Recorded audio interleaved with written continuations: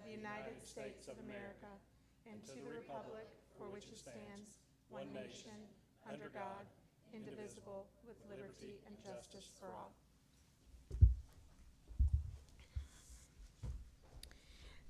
Any proposed amendments to the agenda? Yes, I have two proposed amendments. The first one is to move the treasurer's report from the consent agenda to the regular agenda. Can I have a second? Second. Discussion? Yes, I think it's important that we discuss our finances publicly each month. I know that the last meeting, you suggested that I speak with Mr. Smith to see if there was a way that we could get more of a summary so that when it is out and available for people, especially the public, if they're interested in looking at it and can't make it to a meeting or can't watch, it would be a little bit easier to digest, because what we get is a 70 to 80 page Munis report. And I understand that the report that we get attached to this agenda is the best as it's going to get. The other reports that are available may go into a little bit more detail, but they're 150 pages. So I feel like it's not helpful. And it does not seem like there's a solution right now to make it more user-friendly and easy to understand for members of the public. So I think that given that, we need to be discussing it publicly. Other discussion? Yeah, I would just echo that. But in addition to just having a document attached, I think that probably the intent and the best practice would be for the board to actually have discussion, have questions, have presentations, have information presented. And I think this is very important, especially given the fact that we ended fiscal year June 30th with a $3 million loss to our fund balance. So just to be clear, that means our expenses exceeded Ms. our Springate, revenue by $3 million, and we have yet to discuss we that do not month need after to discuss month the after actual month. financials. We're discussing a motion to move an agenda item. And again, So my reason for doing that is if you 3 have million anything reasons. else, anything else? The other thing is that it's important for the board to not only discuss that, but also for the public to hear that for transparency. And the other thing is that when one person from the board meets with Mr. Smith privately, that does not allow for a public discussion. It does not allow for public disclosure, and it does not allow other members to hear what that board member's saying and maybe have, questions or discussion that arise from that information. Any other discussion? All those in favor? Aye. Any opposed? Nay. Nay. The motion fails 3-2. Your second? Yes, I'd like to ask for the Inova contract and the Metronet contract to be moved from the consent agenda to the regular agenda. Is there a second for that? Second. Discussion? The reason that I'd like to have it moved is just because when I was reviewing all of the contracts for Inova, I know that it looks like it's a 3-year contract, and I'm assuming it's $8,775 for all 3 years. But I also was looking at a utilization report, and I wonder how much it's utilized, and I wonder if we have programs or other supports in place that it might be duplicative. Because I know that some of the things that this contract provides for are like financial counseling. I know that there's mental health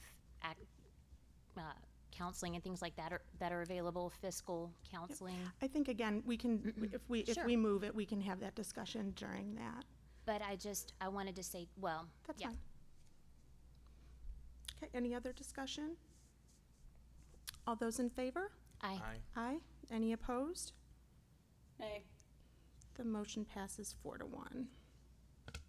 And then there was one more contract that I wanted to see. You said for the Metronet and Inova. Yeah, Metronet is the next one. You did them both Oh, at once. okay. You said them at Perfect. once, so I assumed they Okay. were both at once. Yep. Okay, moving on to the superintendent's report. We'll move right into our recognitions for tonight. So, Ms. Bailey.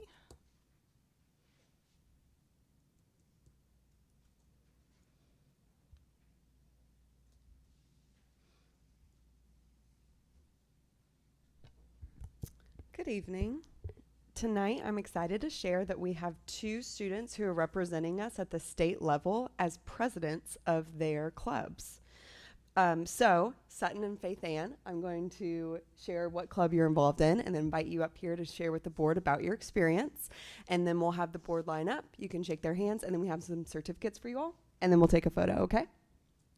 Okay, so first we have Sutton Sherrard. She is the state chapter president of the Family, Career, and Community Leaders of America. And next we have Faith Ann Davis. She is the state chapter president of the Technology Student Association. So, if you girls want to come on up.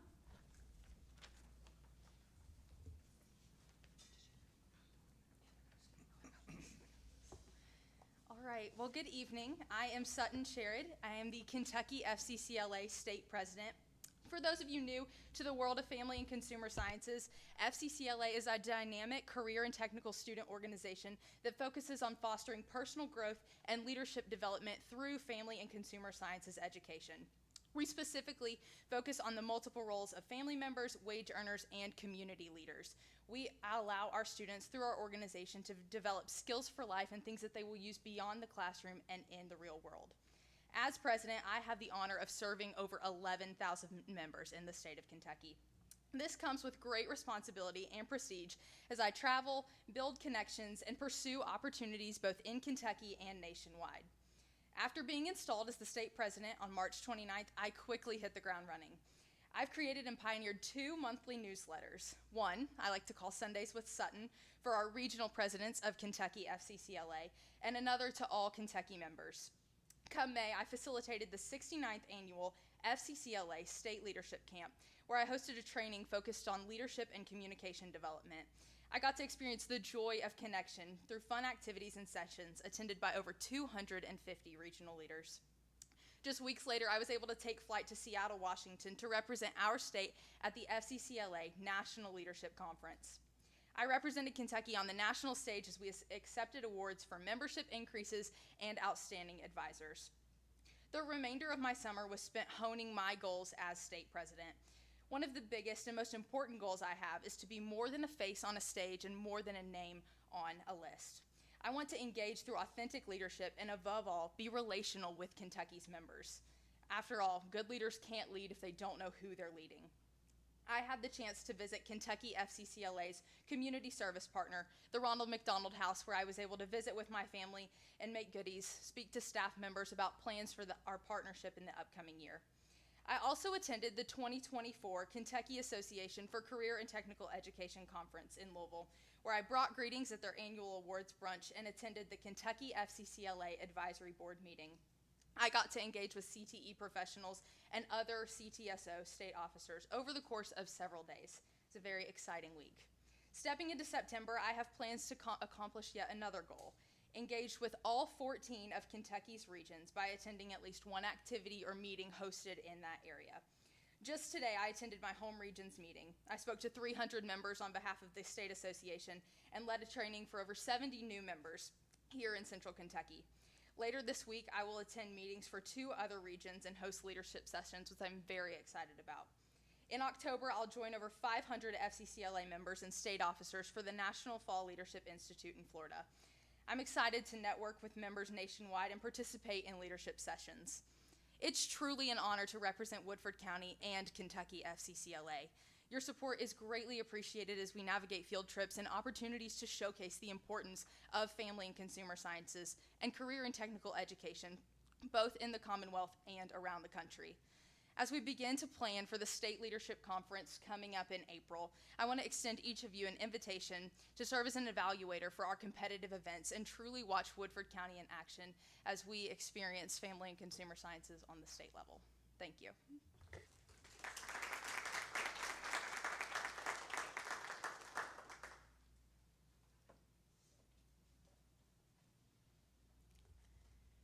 Good evening.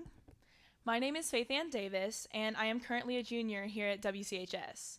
But in addition to that, I am the Kentucky Technology Student Association State President. Being a part of TSA is something that started since the day I was born. You see, both of my parents are engineering teachers, both have been TSA advisors for the past 24 years, and my mom is a TSA alumni, as well as a former state and national officer.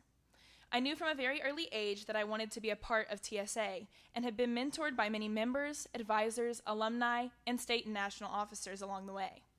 I never could have guessed that I would end up achieving so much through this organization that I find so near and dear to my heart. I've attended every state conference for the past 17 years. Since I started elementary school here in Woodford County, they've supported me and allowed me to attend every conference during the school year. My mom would submit the EEO for me to attend the conferences with the explanation that I would be learning and witnessing many different things like problem solving, teamwork, the many STEM-related competitions and how they're all related to engineering, the feel of competition, the satisfaction of winning, as well as unmatched public speaking, interview, communication, and leadership skills. Many of the different things that I use commonly in my everyday life. TSA isn't just a club to me. In fact, it's an organization, but it's the place where I get to learn, grow, shine, and succeed. While in middle school, Woodford County Schools allowed me to compete with my mom's school since WCMS did not have a TSA chapter, which is something that we're actually working on this year. And I excelled in the speaking and leadership events throughout my middle school years. And after many top 3 finishes at the region and state levels, I achieved one of my highest honors by placing first in the nation in the career prep competition while at nationals in Dallas, Texas, as well as 9th in prepared speech. Once in high school, I knew that with an established engineering program that I wanted to make sure to officially start TSA, not just on paper as it had been in the past, but as a chapter that would be active on region, state, and national levels. So, as a freshman, with my slideshow ready to go, I asked Dr. Bell if we could start TSA. He approved, and we started our first year with a first-year teacher and about 10 members. We competed for the first time and learned a lot about high school events and what it would take to be successful. I placed first in the Future Technology and Engineering Teacher competition at the state level, ran for my first state office, and was elected as the 2023-24 Kentucky TSA State Reporter. I gained great experience during my first year as a state officer, helping throughout the national conference as it was hosted here in Louisville, planning the 2024 Kentucky TSA State Conference, reviving state leadership conferences, implementing the American Cancer Society Service Project, advocating for career and technical education and career and technical student organizations at the Capitol, helping to promote Kentucky TSA to 19,000 members, and so much more. Year 2 came along and we got a new teacher, Ms. Crabtree. She came in with teaching experience but had never been a part of TSA, let alone a TSA advisor. She took on the challenges, she asked questions, and learned so many things in order to help us achieve more. And that is exactly what happened. At the 2024 state conference, I again placed first in Future Technology and Engineering Teacher. Myself and Logan Rudd placed third in Debating Technological Issues. Logan Rudd placed third in Transportation Modeling, and the team of Will Maney and Greg Gorham placed third in Drone Challenge. We were beyond excited to have been so successful, and we hope to continue our successes in the coming years. In order to truly explain how significant TSA is to me, I want to share with you the first paragraph of my campaign speech for Kentucky TSA State President. I've played soccer, I've played basketball, I've been a swimmer, I've been a cheerleader, and I enjoyed participating on each and every one of those teams. But no jersey, no uniform has ever fit me like my TSA official dress. It's the only attire that I wear that I feel the most confident and my best self in. TSA is the extracurricular that has made me the person that I am today. Being a team member of TSA has brought me the most joy, a place of belonging, and helped me to become a better teammate. TSA is where I've found some of my best friends, where I've learned to communicate, and where I have felt the heat of intense competition. I've learned about winning, losing, listening, collaborating, speaking up, and putting my best self forward to represent the team that I care so much about. As I spoke these words in front of the entire Kentucky TSA delegation, it was words that were coming from my heart. Words that truly encompassed me and helped me to be voted on and elected by my peers as the Kentucky TSA State President. So far this year, I have represented Kentucky at the National TSA Conference as the flag bearer, chief voting delegate, Kentucky's state representative. I competed in 5 competitions, presented a special interest session, Mastering the Art of Public Speaking, as well as planned and hosted 2 state delegation meetings. On the state level, We've set our strategic plan, planned our state leadership conference, planned fundraisers for our service project, the American Cancer Society, and created a more scheduled online presence.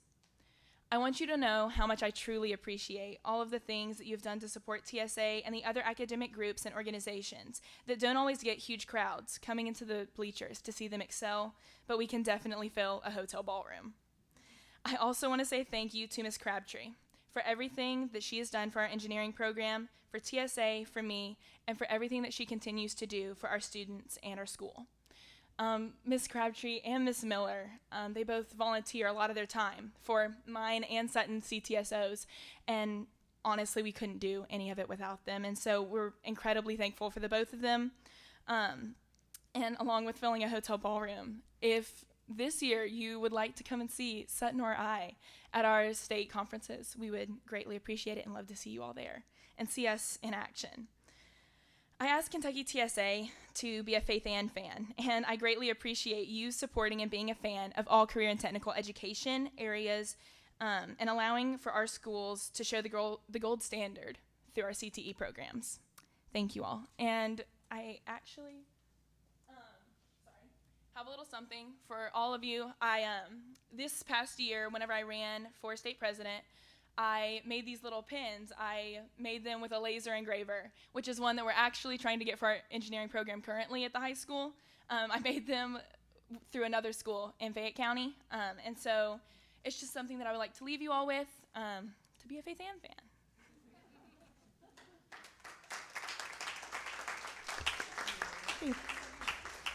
Thank you both ladies. I think your dedication to your interests and what your future is obviously going to hold is pretty amazing, and we're always so lucky to be able to hear from our students directly. And I'm here to tell you both that you could go up against any CEO that I've ever been in a meeting with your public speaking skills. So thank you for putting so much thought and time into your talk with us. Thank you to Ms. Crabtree, Ms. Miller, for your constant support of our kids in all the activities that they are interested in. Thank you.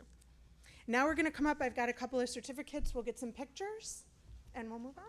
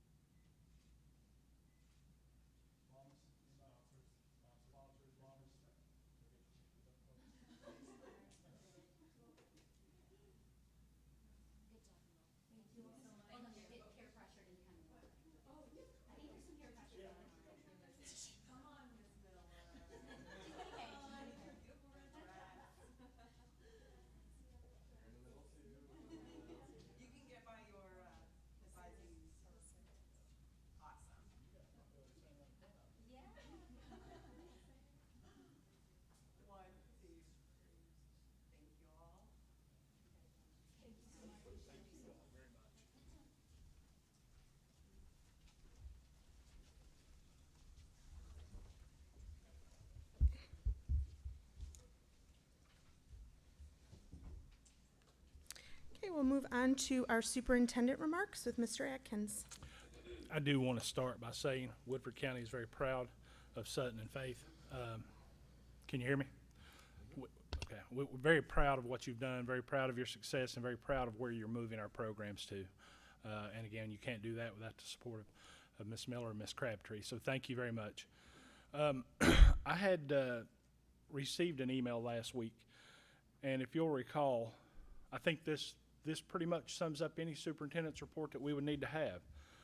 But if you'll recall, we had about 60 to 70 students go to California last week. And just out of the blue, we received this random email. It says, "Hello, I just wanted to commend your students on their behavior both in the terminal at Long Beach Airport and on their Southwest flight to Chicago Midway yesterday. All of the students were extremely polite and courteous. The airport was busy and the flight was full, and the kids were so patient and kind to all of the other passengers. As a recently retired teacher, I was so impressed that I just had to find your emails to send you a positive note.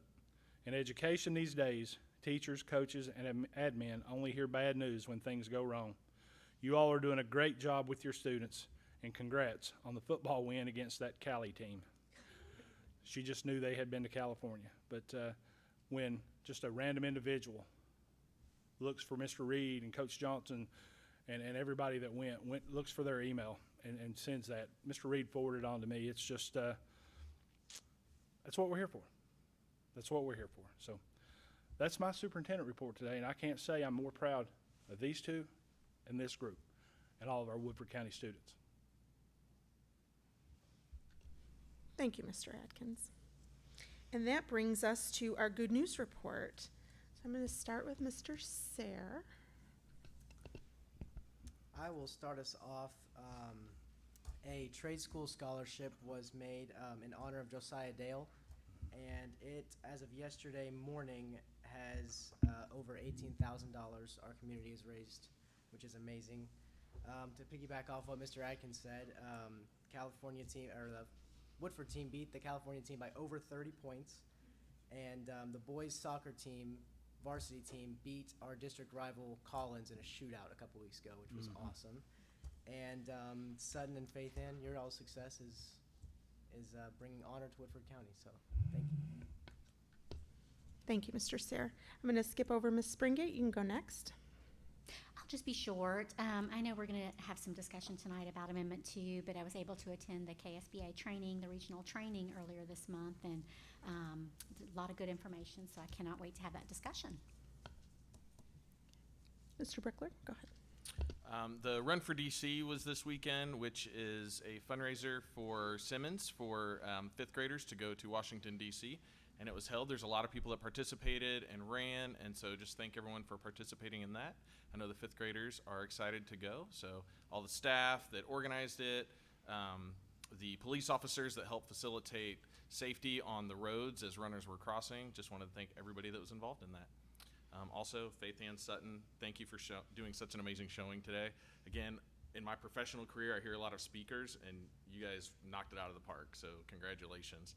Also, I want to thank your parents, because I know that your drive and your advisor's drive gets you to a certain place, but your parents supporting you is also a huge encouragement, I know. So thank your parents, too. That's all. Thanks, Mr. Brickler. Mrs. McCowan? Yes, I wanted to share that the WCHS Marching Band competed at the Taylor County Invitational this weekend, and they won Best Color Guard and the Reserve Grand Champion. So congratulations to the Marching Band. I know that they worked so hard. So, and then the other item was just some great progress is being made on the access point between the Legends and Southside. I've had feedback and some pictures from some community members, and they're very grateful. So I'm happy to see that happening. That's it. Great. Thank you. And I should also, piggybacking off of Mr. Brickler, thank you for submitting for recognition of our students tonight. And I think that's a great way for you to be active in our community and to highlight our students every way that you can. So thank you very much. Outside of that, it is senior night for soccer tomorrow night, so I have a small vested interest in that. So the ceremony starts at 7, and the game is against Henry Clay, and that should be our toughest game of the season. We are undefeated right now. I probably shouldn't say that. Don't tell anybody I said that. So celebration starts at 7, and the game is at 7:30. Senior portraits for anybody that has a senior are due by 11/27, so please submit those to the high school by that date for submission in the yearbook. Kentucky Center for School Safety's Safe Schools Week is coming up, and we've been highlighting our SROs. So I would encourage you all, when you are at our schools, you'll notice that at every single event, no matter where it is, what time it is, we always have an SRO there. And the support that they provide to our kids, not to mention the guidance that they give them and the good relationships that they're building is invaluable. So just a big thank you to all of them. And I know we'll continue to highlight some of that going forward. That is what I've got for tonight. So moving on. Oh, I'm sorry, Miss Glass. You're not here. You're muted. See that now. Okay, can you hear me now? Can you hear me now? Yep, we gotcha. Okay. I just wanted to add on a little bit to what Reed was saying about the Josiah Dell Scholarship. There's actually a fundraiser going on this evening at the Versailles Dairy Queen, where a portion of any purchases go to that trade school fundraiser. It goes on tonight until 8 o'clock. So if anybody gets out of there before 8 o'clock, you need to stop and get a Blizzard for dinner to contribute to that scholarship. Also, I wanted to share this weekend was the Midway Fall Festival, and I can't tell you how many community members I had come up to me that had recently driven by the new high school or had seen pictures in the paper or online or wherever. And just the excitement was really getting real. People complimenting the building and how beautiful it was and how they're excited for our kids to get in there. So I just wanted to share that with the board as well. Thank you. Thank you, Ms. Glass. And my apologies again.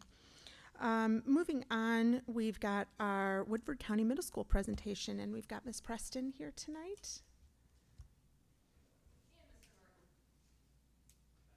Oh, there you are, and Mr. Norton, sorry.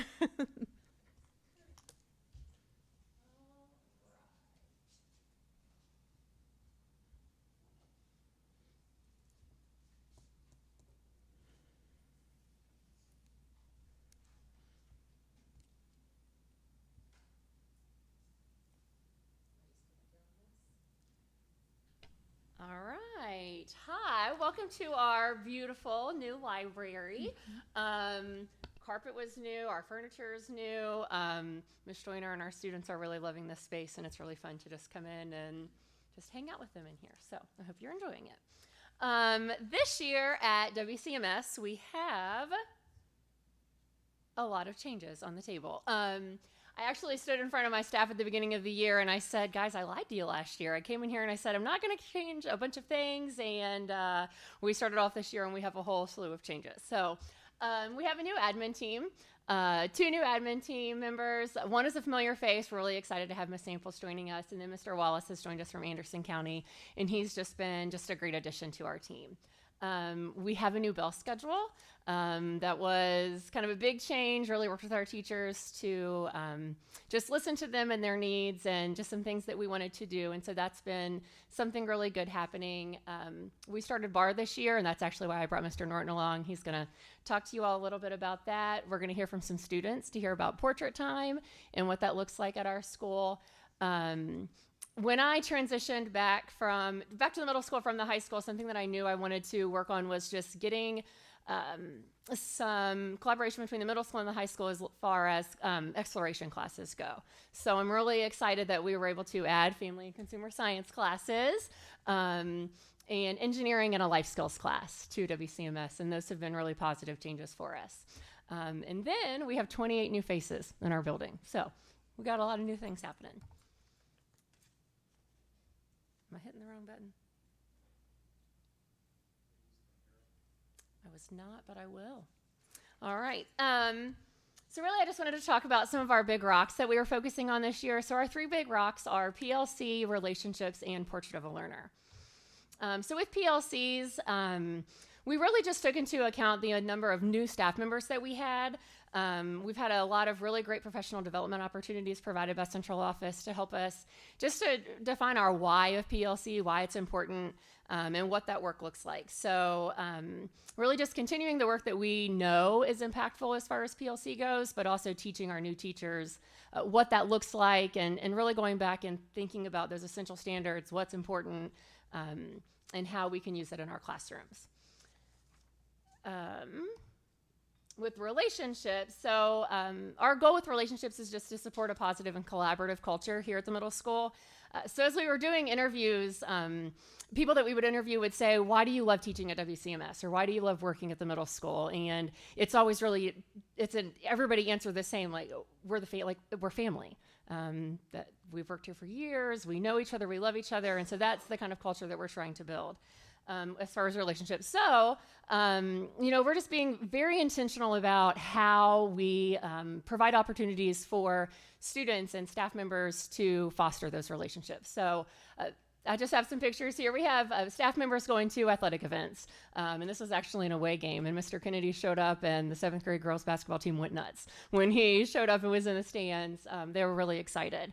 Our admin team has dedicated to working in the hallway more this year, and so that's really given us an opportunity to connect with students and staff members and just being out and visible with them, and we can just tell a difference just a few weeks into the school year, so that's been really great.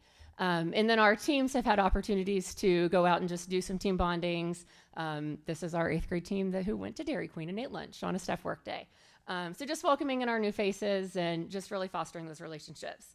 And then BAR has been a really big help with that. So I'm going to let Mr. Norton come and share about BAR. Oh, okay. Well, there we go. All right, so BAR is Building Assets, Reducing Risks. I'm the BAR coordinator at the middle school, so my job is just make sure everything runs smoothly. It's really the work of the teachers that makes the difference. This is an example of how relationships and bringing in 28 new staff members that we can still do great things. So this is a first-year teacher's classroom. This is Mr. Baker, and he's doing an I-Time, which is social emotional learning. In this one, it's called Do You Know Your Neighbor? And a student asks one of their neighbors, or the person in the middle says, do you know your neighbor, to one of the students, and they look at their neighbors and they either say yes or no. If they say no, they shake their hand and they tell them their name and they meet each other, and they say, I like blank. And everyone else who likes that has to get up and play musical chairs really fast and find a new chair, and whoever's left standing is the next person to call on somebody. So it's just building relationships, getting to know you stuff in the beginning of the year, and it slowly moves towards heavier topics over time. So you build those relationships early, and it kind of goes from there. These are block meetings. Basically every week we have 6 teams. There's 2 teams in each grade level. And each week, those teams come together and they bring a student name with them. That can be a student that needs some support. It could be a student that they want to brag on, they've seen something great from. It can be a student that flies under the radar, so that we can make sure that we are acknowledging the worth of every single student in our building. Our goal is to get through every single one of them. It's just a great opportunity for teams and teachers to collaborate around their students. And now I want to show you what happens when you make these kinds of changes. So this is BAR by the numbers. 920 students have had the opportunity to participate in 5 I-Times. 121 students so far have been discussed by the teams. There's been a 33% reduction in office discipline referrals. That's year to date from last year. 0.42% increase in attendance. I know that's small, but it is an increase, and with attendance, small increases make a difference. For one of the first times ever, I saw our name on one of the attendance lists. I forget which one it was, but I was like, hey, look, we're on it. And then there's a 28% decrease in the number of students failing one or more class. And as we're heading in towards the end of the 9 weeks, that was a decrease from the end of the 9 weeks last year, first 9 weeks. So really, really positive results here from making those connections with kids and us being in the hallway and the teachers working so hard to make a difference. So that's what happened. Since I bored you with some numbers, last bit of relationships, our beautiful puppy Rosie, who gets to go around and meet all the kids. So I'll leave you with that. I had a quick comment before you leave. So I really appreciate that you guys are taking these types of steps, because we know that middle school can be a very hard time and an adjustment period for students and the age that they are. So the fact that you're taking these initiatives to kind of get them to know each other and to work on these relationships while also being in this awkward phase of life, and the fact that you have numbers is amazing too, but thank you for doing that, because I know it probably helps the transition of these students during this time. So I think it's a great program. Thank you. Thank you. All right, and then the last thing I've got for you, Portrait of a Learner. So part of that bell schedule change is we have an entire class period dedicated to Portrait of a Learner. And so we really went into this year thinking like, oh, what is this going to look like? And we had a team of teachers come together, and they have really done what all of those competencies are. And they've worked together as a team to build this time in our schedule. So we have a quick video to let students explain to you what this time looks like for them.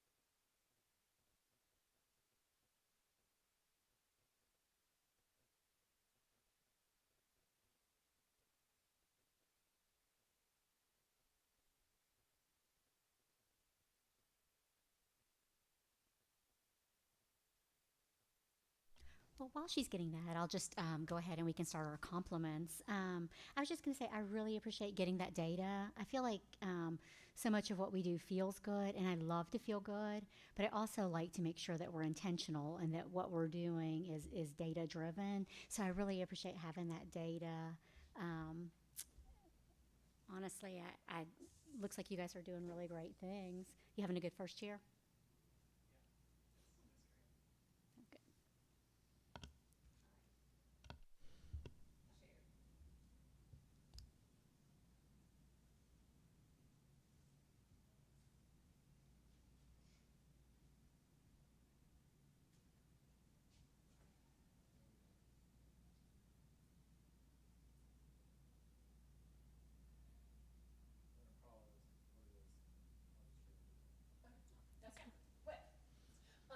If you'll go back to that presentation. Last thing that I have for you is our 7th grade team is actually going to do their first exhibition, and it'll be this Friday. So you all are more than welcome to join them. Join us. We would love to see you there. We're going to be set up in the gym, and so we're going to have several 7th grade students presenting the projects that they've been working on this 9 weeks for Portrait of a Learner time. So hope you guys can make it. Thanks. Wonderful, thank you. I know, Mr. Brickler, you kind of said what I was thinking this whole time. I think 4 of us have had kids that have come through the middle school, and you've got one coming up on coming to the middle school. And it is such a strange time, I think, for kids and for parents. You know, you're coming right out of elementary school, and you're thinking, my kid's still a baby, but they're not a baby, but they're not a high schooler yet, and what are they going to do? And I think it can be so difficult to kind of manage through all of that and still teach them something. So I too am so appreciative that my kids had the opportunity to come through this school and everything that you continue to do to support our kids every day. Thank you. Anybody else? Yeah, I just would say thank you for coming or for allowing us and inviting us here and for speaking about what's going on at the middle school. All great to hear. I love hearing about the BAR program as well. And kind of the creative things that you're doing in terms of getting out and being visible with your team. I think that's great. One of the questions that I had was kind of around community partnerships and opportunities for the community to be involved here at the middle school. Are those some things that, you know, kind of are up and coming or in the works? Yeah, so with that Portrait of a Learner time, I know that in the next 9 weeks, the 7th grade team is actually going to use the Reality Store as part of their project. And so they're working on getting businesses and community leaders in the building and talking with our students. So we welcome any of that during that time. Yep. When I first started teaching, I was 4 years at a high school. And then we had a consolidation, and I started in a middle school in the 8th grade, and that's when my heart palpitations started. Yeah, it's a very stressful time, not just for the staff, but for our kids as well. As Mr. Brickler touched on, I think everybody's trying to find themselves at that point, and I feel like we do a great job. You guys do a great job here, you and your staff, and just very excited to see what the year brings. Thank you.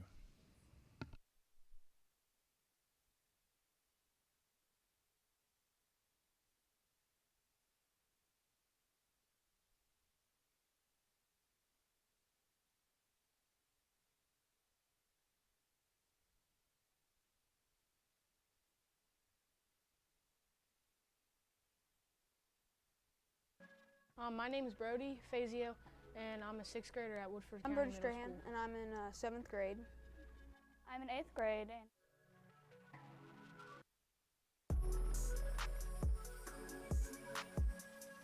Portrait time is a time where we can learn about how to be a better learner and how to achieve goals that we want to achieve better than just like how they want us to do it.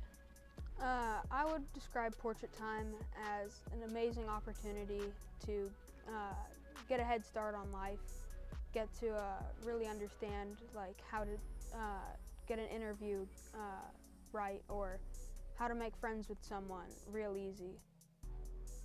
Portrait time is a time where you can decide what you want to do, and you can pick like what your passion is and whatever you want to do in the future, or like a thing you want to expand on. And you can meet people who have similar interests or similar things they want to do. And you can meet more friends.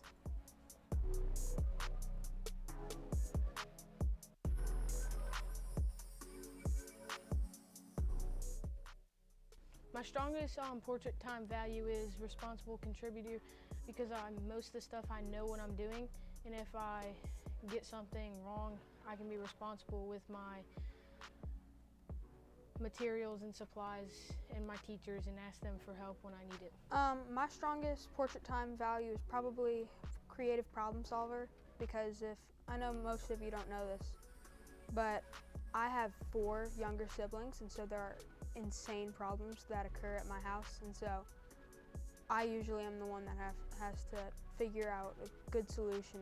Most of the time that means I need critical thinking.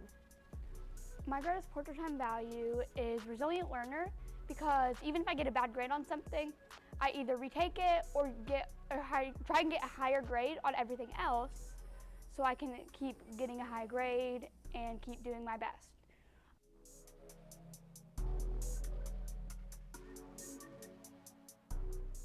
The value I hope to grow better in portrait time is creative problem solver, because I'm not that good at being a problem solver, and when I do problems, I do the simplest. I want to do the biggest and best I can do. And the value that I think I should work on the most in portrait time is probably empathetic communicator, because sometimes I get stressed with those problems, and sometimes I just can't collaborate with anyone, and it makes it hard for my idea to be collaborated or voiced. One that I need to work on this year is either empathetic communicator or creative problem solver, because I'm not good at solving problems or talking to people that much, so I need to learn how to emphasize better.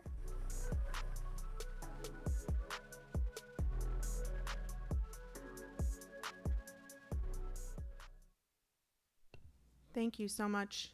I think that this is a reason, this is clear why Woodford County is getting so much recognition for where we are with Portrait of a Learner. That's amazing that our kids have that much insight into themselves and what they need to work on. That was amazing. Thank you.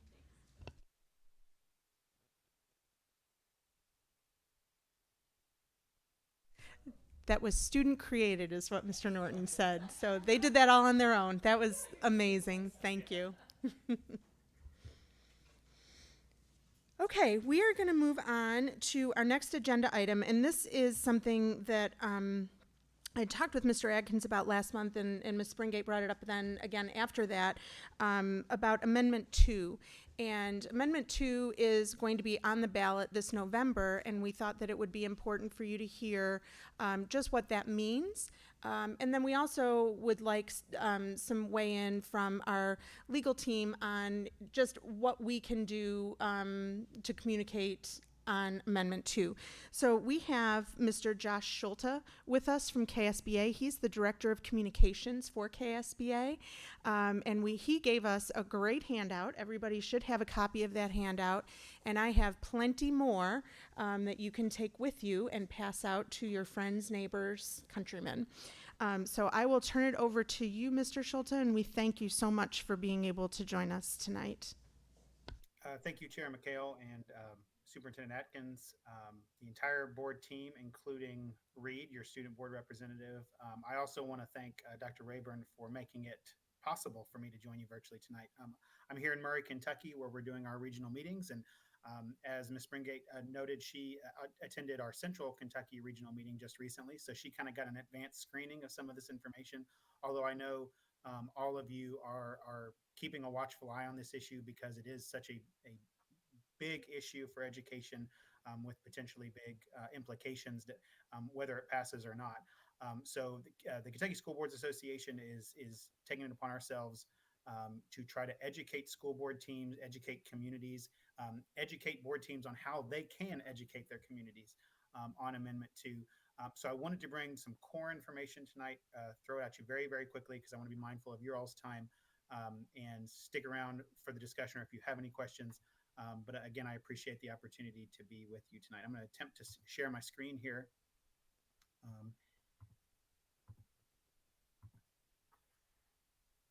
Okay.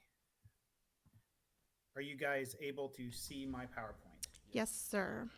Excellent. Okay. So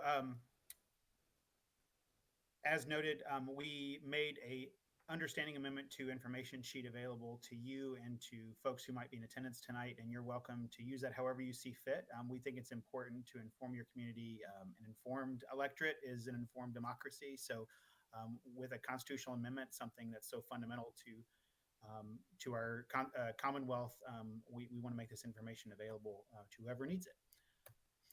So Amendment 2, as the discussion of Amendment 2 is kind of rising in visibility publicly. Sorry, Mr. Schulte, did you, if you advanced your slides, we couldn't see that. Well, I'm sorry, let me try that again. Not sure why my screen sharing isn't. We were seeing just the PowerPoint with the side panel with all the slides, so we weren't seeing your presentation view. So you might need to switch your the screens. Let me try again here.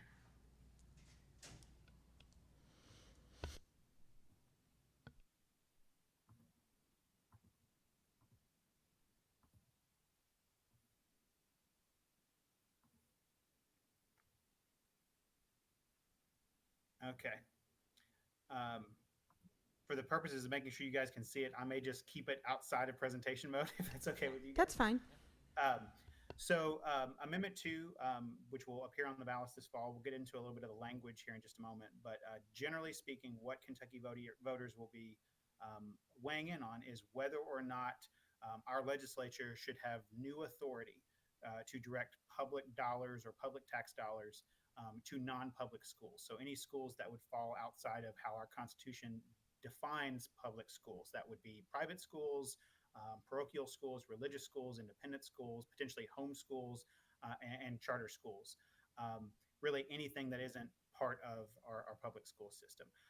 But to understand, I guess, how we got to this moment in time and why voters are deciding this, we have to look back about 7 years to see some legal and legislative decisions that were made that built us up to this point. So previous bills that we need to be mindful of. In 2017, House Bill 520 created a framework for charter schools in Kentucky. So a lot of people may not know this, but we've actually had laws on the books that have made charter schools legal since 2017. But at that time, when that measure was passed, there was no taxpayer-funded mechanism to allow taxpayer dollars to fund charter schools. In 2017, the bill was passed. In 2018, during that next budget session, there was an agreement reached by the legislature on how to fund those with taxpayer dollars. Again, in 2020, during the next biennial budget session, the supermajority in our legislature was not able to agree upon a taxpayer funding mechanism for charter schools. And in 2021, you all may remember House Bill 563 passed through the legislature. This was education opportunity accounts that could be used for private school tuition in some counties. We'll get into the terminology in just a little bit. But essentially, if you lived in a county with a population of 90,000 or more, you could use these education opportunity accounts. Some families could access these to pay towards private school tuition. What that bill also did is it removed some of the autonomy that districts had to negotiate locally their non-resident enrollment agreements that you might have with other districts. Essentially, it made it possible so that a student could attend another public school district outside the one in which they reside. And we'll talk a little bit about the significance of that in just a moment. But a year later, that EOA portion, or that portion that pertained to education opportunity accounts, was actually struck down by the Kentucky Supreme Court as constitutional because it targeted specific areas of the state with a certain population, and that's prohibited in the Constitution. In 2022, we saw finally a bill come through after 5 years of discussion and not being able to get it done. House Bill 9 created a public funding mechanism to use tax dollars to pay for charter schools. And that really boiled down to participation in SEEK. It also established some healthcare benefits for potential employees of that, and retirement benefits, things like that. But a year later, that was also struck down as unconstitutional by Franklin Circuit Court because, as our Constitution currently defines it, the court believed that charter schools fell outside of that definition of common schools. So that takes us to House Bill 2, which was passed during the 2024 legislative session earlier this year. Amendment 2, commonly referred to as the voucher amendment, although it's really important to note the word voucher actually does not appear in the amendment. So for sake of clarity, just understand that while it's often referred to as that, you won't actually see that word in the language of the amendment itself. So like I said earlier, Kentucky voters will decide whether to alter the state's constitution to give state legislature broad new authority, because this is authority that they don't currently have in any form, to direct public tax dollars to private and non-public schools. And there was no what we call enabling legislation attached that would go along with this. And when I say enabling legislation, oftentimes when you have a constitutional amendment, there is enabling legislation attached to it. So if the amendment were to pass, the legislation automatically goes into effect. And oftentimes that attached legislation, or that enabling legislation, gives you a good indication of what the amendment is intended to do. And that's kind of what makes this amendment unique this year. So examples of some other constitutional amendments we've had over the years. We've had more than 40 in our history. But whether the governor can serve consecutive terms, whether the General Assembly can meet every year as opposed to every other year the way it used to be. A couple years ago, there was a rather controversial major amendment on the ballot that kind of mimics some conversations that were happening in other states as well about whether to amend the Constitution to state that nothing in it creates a right to abortion. And then we have Amendment 2 this year, and we also have Amendment 1. And Amendment 1 on the ballot this year is whether to amend the Constitution to, quote, prohibit persons who are not citizens from being allowed to vote. So as you can see, these are just some examples, but generally speaking, though, when you have a constitutional amendment, you either know what it's going to do because of just the simplicity of it, like can a governor serve consecutive terms, or there's enabling legislation attached to it that gives you kind of a clearer indication of what you can expect. In this amendment, it gives kind of broad authority to the legislature that it doesn't have, and we don't really understand what will happen if it's passed. And that's why I think this is being the cause of so much debate and heated debate that we're seeing played out on social media and in the news and by state leaders. So it's really important that we understand the language of the amendment and what the potential implications are. So quickly, I want to just read to you what the amendment says. Most of you have probably seen this at some point, but to give parents choices and educational opportunities for their children, are you in favor of enabling the General Assembly to provide financial support for the education costs of students in kindergarten through 12th grade who are outside the system of common public schools by amending the Constitution of Kentucky as stated below? So that's the question you'll see on the ballot. The proposed amendment is as follows. The General Assembly may provide financial support for the education of students outside the system of common schools. The General Assembly may exercise this authority by law. Sections 59, 60, 171, 183, 184, 186, and 189 of this Constitution notwithstanding. So very quickly, I want to highlight just a few of the key words that might help people understand what exactly is being proposed here. So choices, to give parents choices. That's basically, that equates to having the availability of tax dollars to subsidize or to help folks pay for tuition and fees and cost outside of the common school system, non-public schools, private schools, as we talked about. So enabling the General Assembly. This is essentially giving the legislature new power to do so, because currently they are prohibited from directing tax dollars to schools that are outside the common school system. This would change that. Financial support, that's public tax dollars. And then education cost, I think, more often than not, we think of that as tuition. But we know that on the public side of schools, the cost of education also factors in things like special accommodations, special education, transportation, food service, extracurriculars, and things like that. A lot of those things aren't necessarily covered when you talk about the cost associated with private schools, because private schools aren't necessarily required to provide special accommodations or required to provide transportation or food service in the same way that public schools are. Outside the system of common schools, again, that's anything outside of our public schools, private schools, parochial schools, religious schools, home schools, education providers. So now in the amendment itself, the couple of things I want to point out: may provide financial support. That just essentially says can provide tax dollars for the purposes of supporting private education, but we really don't know to what extent that is. We don't know if that's additive, if that means in addition to adequately funding public schools, they're going to provide funding for private schools, or for some families to provide private schools, or we don't necessarily know if we have one pie when it comes to an education budget in the state, and there's only so many ways you can cut that. So again, we're not necessarily clear on how that will happen. Notwithstanding, this is definitely one I want to spend a little bit of time on. So you see all those numbers there of the sections of the Constitution that would be impacted by this constitutional amendment: 59, 60, 171, 183, 184, 186, and 189. Reading them like that, they probably don't mean much to the average Kentuckian, but they're very important sections of the Constitution. Notwithstanding, that's not a term that we necessarily use in our everyday life, or at least I certainly don't. I'm using a lot more nowadays in talking about the amendment.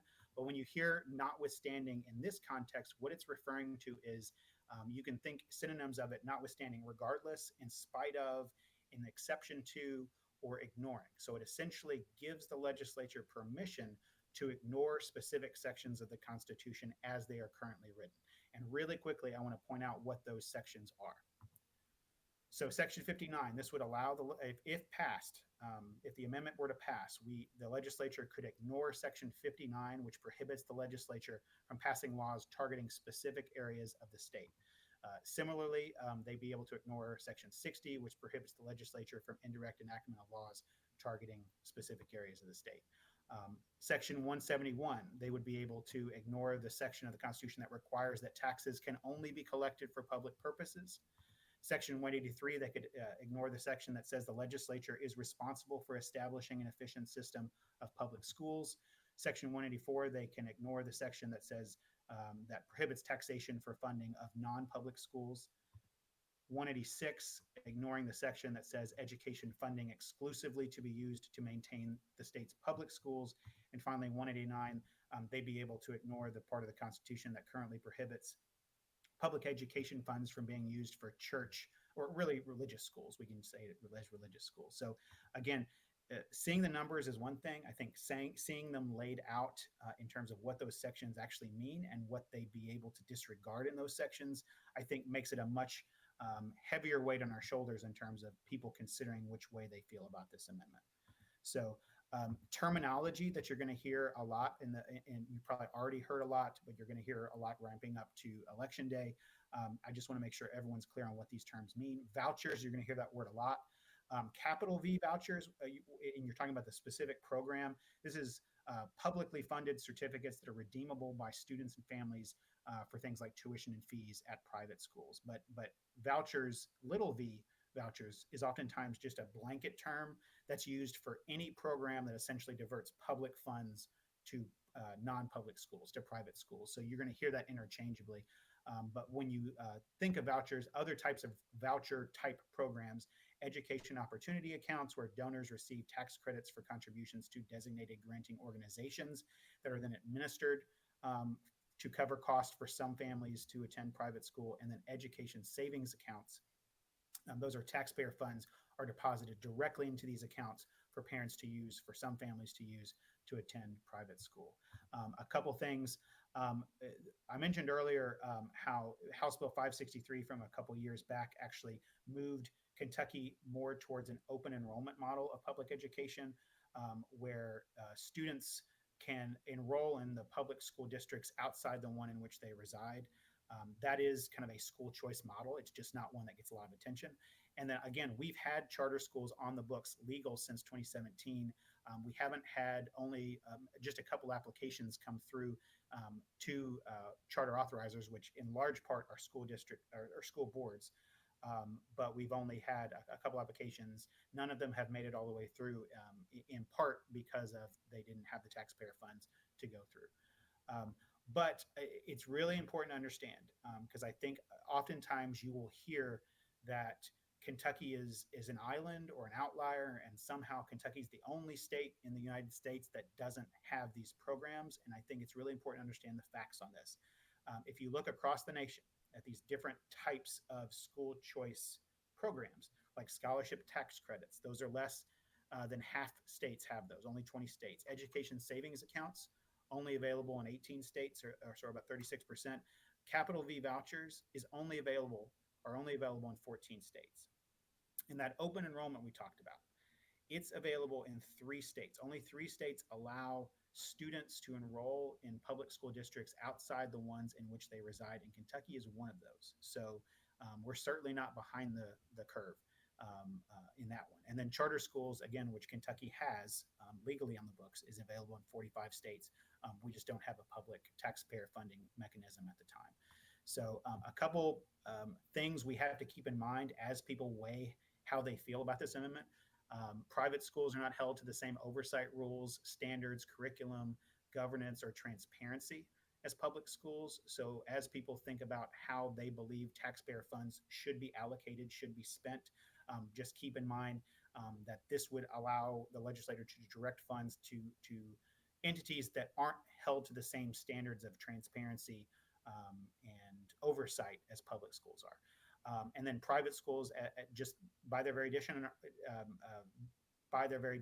are not bound by law to serve all students. They can actually choose who they accept for a variety of reasons, variety of criteria, whereas public schools are required by law to serve the needs of all students. Public schools don't necessarily realize significant savings when students opt to enroll in those choice style programs outside of their public schools.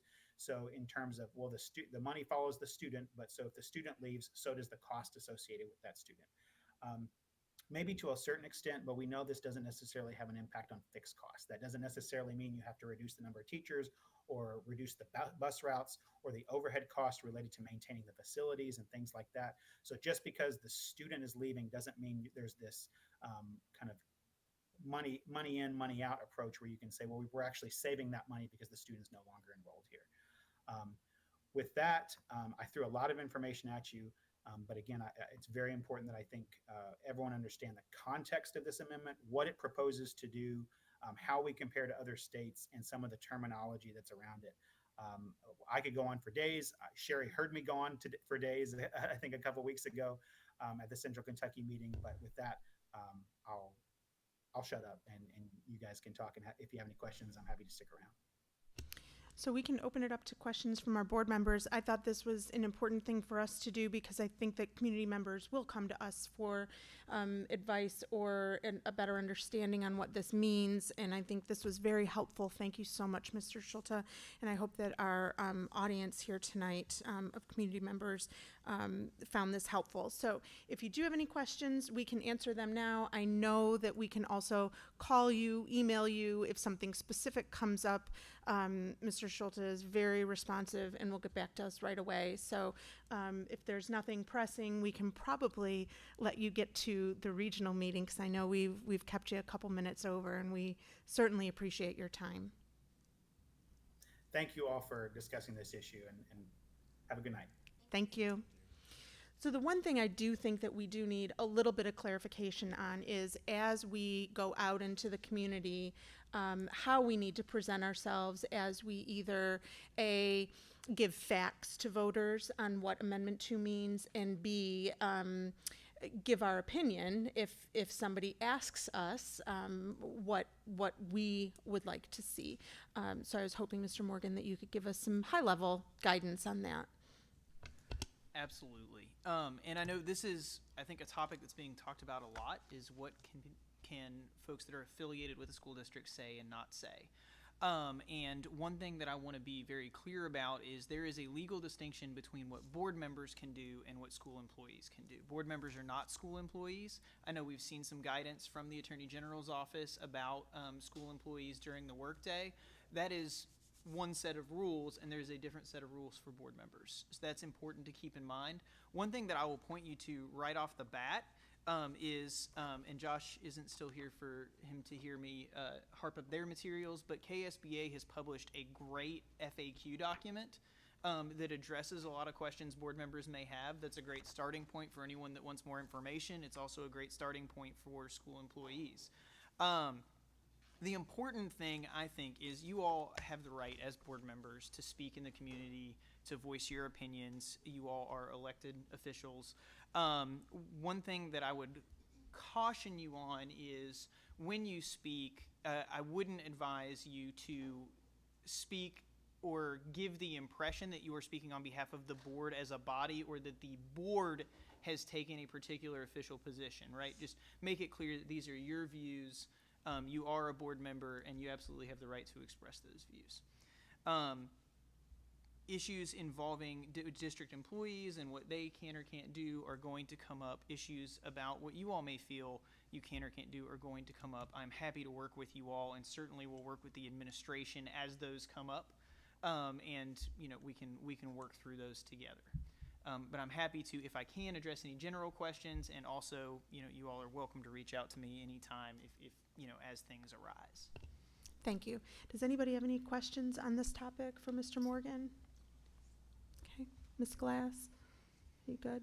Okay, thank you, Mr. Morgan. Okay, moving on, we will move to our new high school project update with Mr. Ratliff. It's looking good out there. It's looking really good out there. It's changing quickly. Yeah. I did want to say, so now it's time for the third best presenter to be up here, right? That's right. That's right. That's what I figured. You just forgot to mention that. I did. Yes, you It's are. all right. You are indeed the third It's best all right. presenter I've ever met. I know, it's close. I mentioned that way.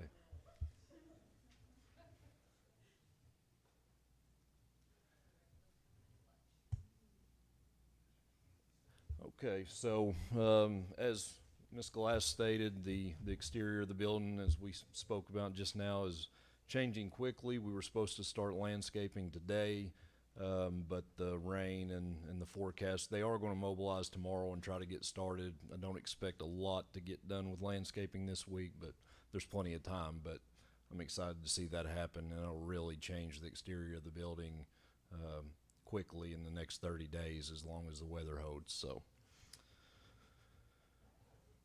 Financials, the total project cost remains a little over $73 million. The total build to date, or the construction cost today, is $60,989,987.68.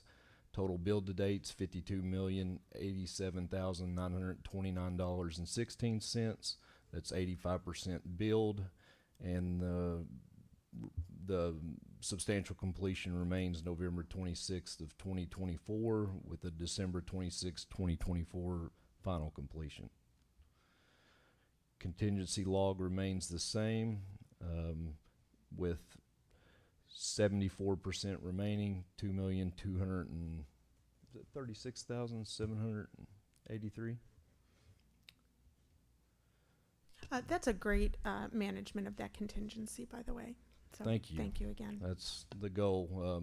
I will say this job, we've seen others for sure. I can name a few, but having that much in the final stages, that's the goal, is to keep all that so you all can pick and choose the things you want and the add-ons. And so you can't ever predict it, especially when it comes to geotech and things like that. But that was the goal, and I'm glad it's worked out. So I'm happy to see you all getting everything you want.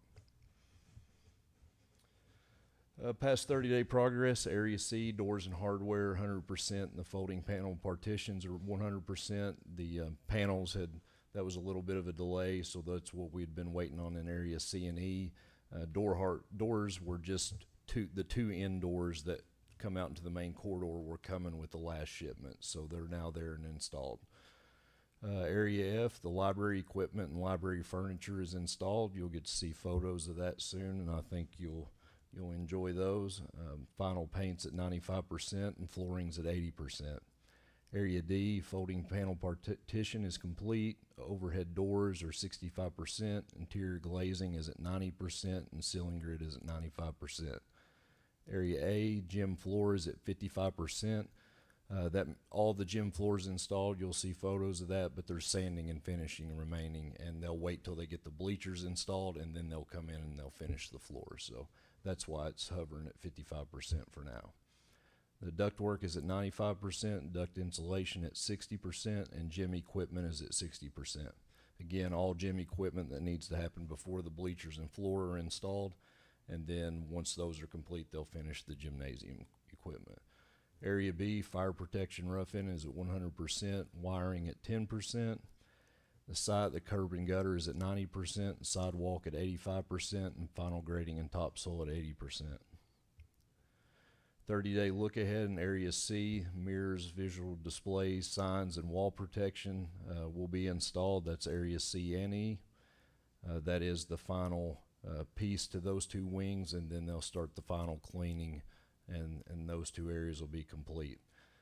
Area F, flooring, column wraps, and wallpaper at the media center. Area D, exterior storefront doors. That's actually the second set of storefront when you enter the main vestibule, is the only thing they like to complete. Doors and hardware and ceiling grid. Area A, the bleachers, duct insulation, and ceiling grid. Area B, auditorium seating, wood flooring at stage, and the acoustical ceiling panels. Auditorium seating will be close to finishing in the next 30 days. I think it'll be right on the line with the way it falls out, but they will definitely be well on their way by the next time I see you all. Site curb and gutter will complete, asphalt base and asphalt surface.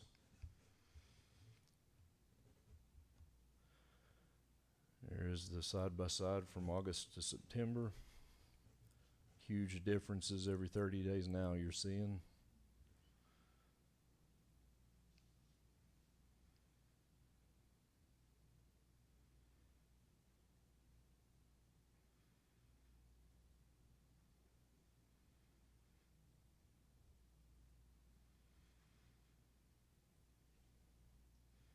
You'll notice there's an area there at the front of where the bus loop connects to Schoolhouse Road. There was a grading discrepancy that we caught there, and so that's in the process of being addressed, so we haven't finished that asphalt and curb, but I expect all that to be complete by next month. I assume we'll be moving forward on that and have some answers in the next week, so that's why you see that one section that's not complete. There is your media center storefront at the first floor. That's standing out in the commons corridor looking into the media center.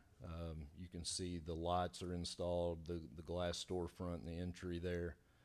And then of course the center picture is the media center. I hate that the carpet's covered in that picture, but we do that quickly to protect it. The media center is looking really good. They'll start the wallpaper wall covering on Monday, and that will really complete the space. But I'm in there all the time, and I think it's awesome every time I walk in there. So science class, again, everything pretty much complete except ceiling pads, and then the floor covering is protecting the floor. Area D, there's the culinary room. You can see the hoods are installed, and they're working on the kitchen equipment. It's called kitchen equipment, but it's in the culinary. You can see the corridor that if you're standing in the cafeteria, looking out into the corridor towards the auditorium, that's the storefront's been installed there. All the ceiling grids up, all the light fixtures installed. And then the lobby, That's where you'll have acoustical ceiling panels dropping down, and that grid's about to start, and then they'll follow that with flooring. There's the auditorium. They will start painting in there tomorrow. The electricians are finishing up in there, working on the theatrical lighting, and then the auditorium seating will start in early October. And then the band orchestra room, ceiling grid's 100% in that area. There's your gym, big difference from the last time you saw it. All the ball goes are hung, the flooring is installed. They've got it stained along the edges where the bleachers install will start, and the audio equipment is installed up there in the ceiling. For the track and field, total project cost, so this number does reflect the approved bid for the bid package 5 concession restroom. Total project cost $6,132,546. Construction cost to date is now $4,778,018. Build to date is $3,204,522.59. That's 67% complete. So we was at like 83, but now it drops to 67 because of the addition of the concession and restroom. Based off the new bid package and the contract, the substantial completion is January 6, 2025, with a final completion of February 4th, 2025. Contingency log remains the same. I'll have to work. I haven't had time, to be honest, but I need to get with Mr. Smith and kind of define like the way the contingencies and update the phase 1 and phase 2 sheets. So I left them the same for now until I figure out how we want to show that as far as adding this money and all that. So I just need to work through that with him. So I left those 2 sheets the same for this month. In the past 30 days, they've continued concrete at the long jump and pole vault. In the next 30 days, they'll complete the concrete at the long jump and pole vault, place track striping, and start concrete and utilities at the concessions restroom. Track striping should have been done, but there was like a matching yellow issue. The striping yellow that they were trying to provide was not matching to the field, so that's been a little hurdle, but I think they've got it worked out, and they should be starting the striping any day now. So. And that was no pun intended on the hurdle. Huh. Yeah, good catch. No, I had one line. I started out with that. That was it. So. So I'm not the only person, or Josh isn't the only person that had some technology issues today. It takes me quite a bit of time to take our giant schedule and slim it down to make the smaller schedule, and I was having problems. So as of last Friday, the substantial completion was tracking on the 24th. I imagine it's about the same today, but I'm happy to try to get that completed tomorrow and send it over to you all, but I could not get it done today in time. So I don't know what was going on, but slimming it just wouldn't let me slim it down and copy and paste it. So. Do we need Mr. Ratliff to spend time doing that? I don't think you need to spend time doing that for us. Well, I'll at least provide you with where we stand. Yeah. Which we're getting towards the end anyway. So. Is it the substantial completion for the track and field, or for? No, that would be for the overall school. The overall project. Yeah, I'll have to start the tracking of the So right now for the track and field, we'd be on track where we're just now starting towards that. So that's new the February deadline. of 25. Yes, but And the then school the high remains school. in November. And then the final of December. Yes. 26th. The school. 24th. Yeah. Yeah, I don't think you have to provide anything else. I think Okay. that's sufficient. Thank you. Yep. Any questions? It is beautiful. Can't wait. It's getting exciting. It is. It is. Thank you. Stressful, but exciting. But this is the fun part of it, finishing it yeah. off, right? Yep, that's right. Thank you, Mr. you all. Ratliff. Have a good night. Okay, now we have Mr. Asher with our instructional equity report. Good evening once again. This is our 31st instructional day already. It flies. We're hitting the mile marker here of fall break, obviously. So a lot of what we're doing, and I'll emphasize here in just a moment, is a lot of support and training, coaching that our department, both C&I and Tech, are focused on over this past month. I do want to give you a heads up. State accountability will go public on October 3rd. We're on break over that time, but I'll do my very best. I know there are some changes to the school report card. I don't know all the details to those yet, but as soon as I get those, I will get them to you. As I mentioned, our focus on coaching and support. So our new teacher induction program is underway. You may or may not have known this, but that was put into legislation that's required. Good news is we were already doing that. All of the requirements that were spelled out in that legislation are things that we already did. In particular, making sure that mentors are aligned to your teachers, that you have ongoing professional learning, so on and so forth. So we started that in the very end of August, had the first kickoff day and then a makeup session shortly thereafter. That is on Mr. Hunley's roles and responsibilities this year, so he has that up and running. As I mentioned, so what you have here is a SMORE, C&I that I lead, and technology that Dr. Rayburn leads. We've made a commitment to collaborate a lot more this year and support each other, because we do have interest in, obviously, the instructional piece, but also the tech and innovation side of instruction. So this is our first form of communication we put out this year, and it emphasizes those paths to the portrait that we're focused on. Not only do we have those competencies, but here are specific, what we deem paths or tangible efforts that we're making towards those. So we have started our academies for this year. You had yours last week for technology and innovation. How many teacher participants? 10 teacher participants that signed up for that. We sent out an application, and then we, when I say we, Ms. Tracy and I lead the deeper learning. We have 9 teachers that are part of that. So it'll be ongoing professional learning over the course of the majority of the year to work on both of those paths and continue to expand, continue to build capacity, I should say, along those lines. Can I scroll this, Josh, or can you, please? We also, with some changes, well, first, scroll just a little bit, please. What are these paths? We just want to reiterate this. This is something we've communicated out, but want to just over-communicate here how we determine these. Again, with you all, last year was our first year with Portrait, and these themes kept coming up. Themes of deeper learning, tech and innovation, community engagement, so on and so forth. So that's where those paths came from. And then we want to make sure they know who we are. Can you scroll, please? Both C&I team and instructional technology, so that they know our roles, responsibilities, who to go to for what. You know, for example, I mentioned new teacher induction program or technology. They know who to go to for support, because that's certainly what our biggest role is. And then we just want to do some tips and tricks as we go.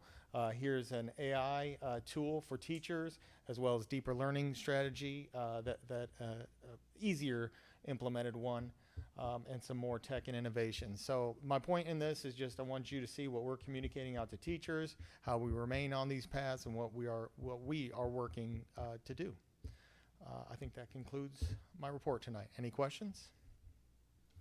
I did want to comment on one thing you said early on, the fact that Mr. Hunley's role, we were able, because of his role that he was able to fill, we were able to be compliant with new legislation, right? That No, not necessarily. We've had a new teacher induction program for several years. So you go way back to KTIP. KTIP was pulled, and this was before I was in this position. It was all the predecessors in our department. They kept it going and developed this. We've made tweaks and improvements in our opinion.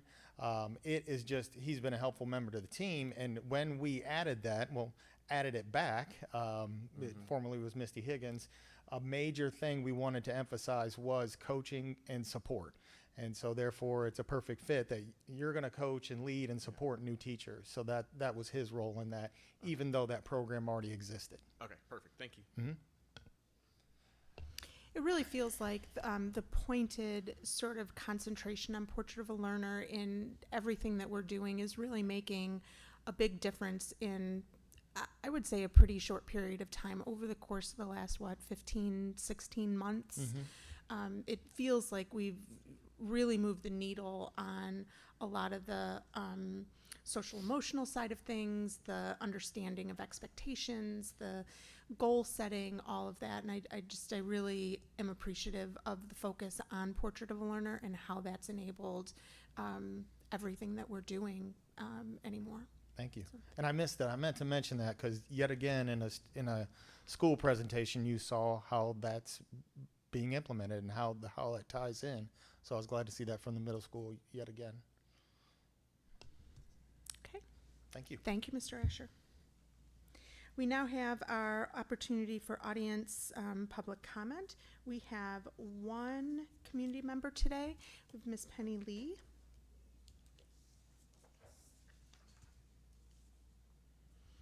And you've got 15 whole minutes if you want it.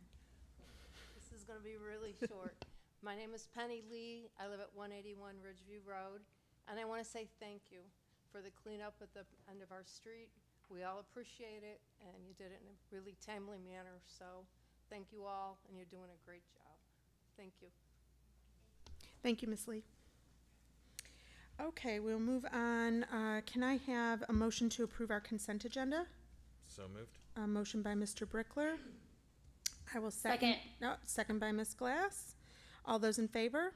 Aye. Aye. Any opposed? Nay.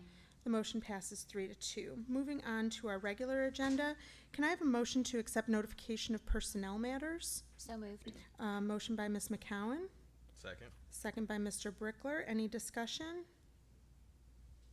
All those in favor? Aye. Aye. Any opposed?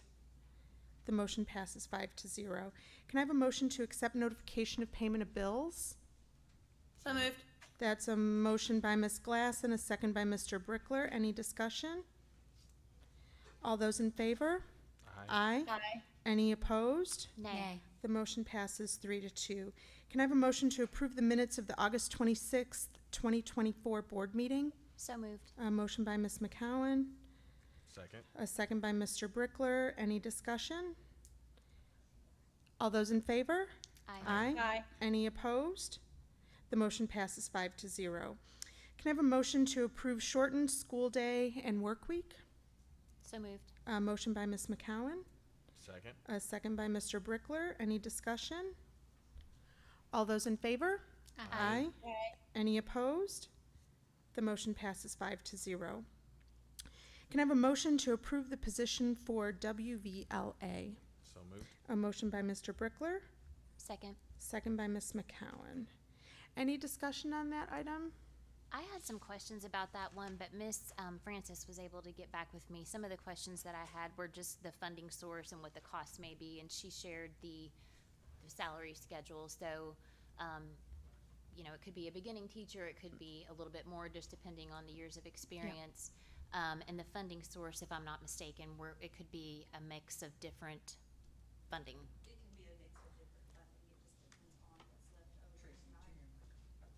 It can be a mix. It depends on what's left over in my IDEA budget, but if all of that goes towards staffing, a very small portion of it goes for materials or anything like that, such as wheelchairs or items that students require. And then maintenance of physical effort meets the second part of that, and that is through general funding, and that's required. Thank you. All those in favor? Aye. Aye. Any opposed? The motion passes 5-0. Can I have a motion to approve transition to a new credit card vendor? So moved. A motion by Mr. Brickler, Second. a second by Ms. McCowan. Got that one. Any discussion on that one? I just would like to have just an explanation and just maybe just information. Okay, Mr. Smith? Good evening. So as I put on the agenda worksheet, I would really like to transition to a new credit card vendor. Just the customer service that we're getting from Fifth Third, who's the current vendor, is not great. They're such a huge company. We have to spend a lot of time on the telephone with them. for various reasons, and they're just not very responsive. Pinnacle is a company that I've been interacting with for some period of time. They will offer very similar controls on card controls, expenditure controls, those types of things that we currently have through Fifth Third. They will offer us the same spend rebate that we get currently through Fifth Third. So there's really no drawbacks, but they're a little bit smaller, and they have assured me that they will give us excellent customer service if we transition over to them. So that's the why. I've had a lot of frustrating phone calls in the past 6 months with Fifth Third, just when folks travel out of state or whatever, and I call them and tell them to put the travel alert. And I appreciate the fraud protections that credit card companies put on credit cards, but when you call and you put travel alerts on them, and the first time the card's used out of state and it gets declined, and you have to spend 2 hours on the phone with getting that straightened out, I don't have that 2 hours to spend very often, and so I'd like to change, so that's why. Is there any additional cost? No, there's no additional cost at all. Anything else? Okay, all those in favor? Aye. Any opposed? The motion passes 5-0. We'll move on to item G, which is can I have a motion to approve the FY25 working budget? So moved. A motion by Mr. Brickler. I will, Second. Ms. Glass will second. And, sorry, writing this down. All right. Do we have the presentation to pull up, or?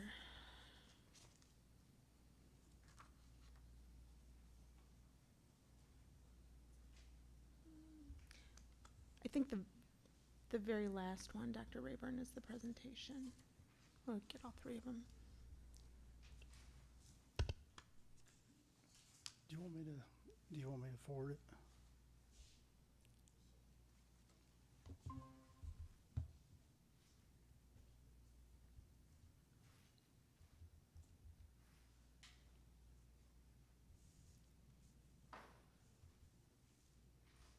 Sorry.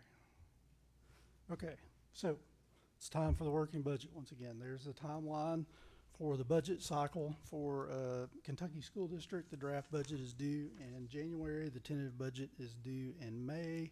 And then we have the working, which is the final budget for FY25 that's due by the end of September. So the working budget, so this slide shows the revenues for all the major funds. So the general fund revenues are $52,900. Okay, thank you. $52,952,630. The special revenue fund is $4,653,177. Capital outlay is $361,320. The building fund is $4,375,586. The food service fund is estimated at $3,112,475, and then the after-school EDC fund is $422,788. And then the total of all funds, excluding the construction and trust and agency funds, is $65,877,976. Do you want to do questions while we go, or Sure. just wait till the end? No, let's do them as we go. I think that's easier. Okay. Does anyone have a question? Okay. I just wondered, with the food service fund, I know we're not doing the federal program where there's no cost to the students. So now that we are charging again for that, do you anticipate that the revenue will cover the expenses, or do you anticipate we're going to have to dip into general fund again this year? So I think that we will be fine just based on historical, year before last. We went back to the model that we have followed for many years in Woodford County prior to last year. And so from my understanding, that's never really been an issue. I don't expect it to be an issue now. I've had several meetings with Ms. Quire, the food service director, and just about being very, very cognizant of, how close we got last year to running a deficit in that fund with the revenues. And so I do not anticipate us to have any issues with that this year. And then my other question was, and I don't know if you can really answer this, but in the past when we have, charged for the meals, sometimes we do have the students with the reduced rate lunches or the full price lunches that can kind of get behind. And Ms. Quires been able to get some community donations and support to kind of assist with that. Do you know if that's something we're doing this year again? I am sure that she will continue to do those same types of outreach if that were to be the case. So I will make sure that we speak on that just to make sure that she's following up with folks about that. And I can also add to that, because I added money to my son's lunch account a couple of weeks ago, there is now an option in my school books that you can add money to pay for others' lunches. So I would, obviously, we could encourage everybody to, even 15 or 20 bucks a year would go a long way, but that was not an option before, and that was a definite change since we started that up again. Okay. Are there any other questions? Okay, the next slide. This just highlights the revenues in the general fund. So the beginning balance is $7.5 million. That's what we budgeted. It's going to probably be slightly higher than that, but that's the estimate where we're going to wind up with the beginning balance. After the tax rates was settled, the local general fund revenue is going to be $23,383,091. With the state SEEK, the adjustments after all the things that we talked about during the tax rate, that will be $9,994,679, and then we get a few dollars from general fund revenue, Medicaid reimbursements. That's estimated to be $80,000, and then just other miscellaneous receipts, $36,185. There's our friend, the on behalf payments that we have to reflect. Again, there's no cash inflow or outflow. We just have to reflect the payments that the state makes on our behalf, but it always skews the numbers, and I feel like I have to explain that. For the total general fund of revenues of $52,952,630. So what questions do you have about the revenues? Does that SEEK money is the final SEEK valuation that we were given? So I have not received the SEEK estimate that they submit usually in late September yet, as of the time that we were ready to submit items for this board meeting. So I'm still working off the spring numbers. However, I did adjust for, we had the assessment growth. So once we had the assessment value from the tax rates, I can adjust that manually. So I feel like we're really close where we need to be on the SEEK dollars at this point. And it's pretty similar to what last year was. Yeah, it's, I think winds up being about $400,000 or $500,000 more.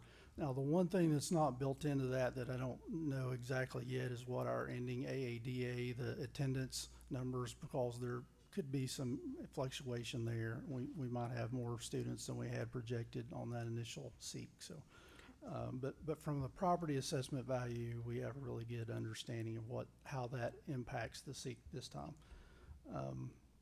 And then, as I mentioned at the tax meeting, that Katie has expressed with the statement that if funds are available, that we may be entitled to about $480,000 in the spring. So we'll know later in the spring next year if we're going to be able to get those numbers. But that's one of the programs they have installed for districts that are experiencing the high assessment growth rate.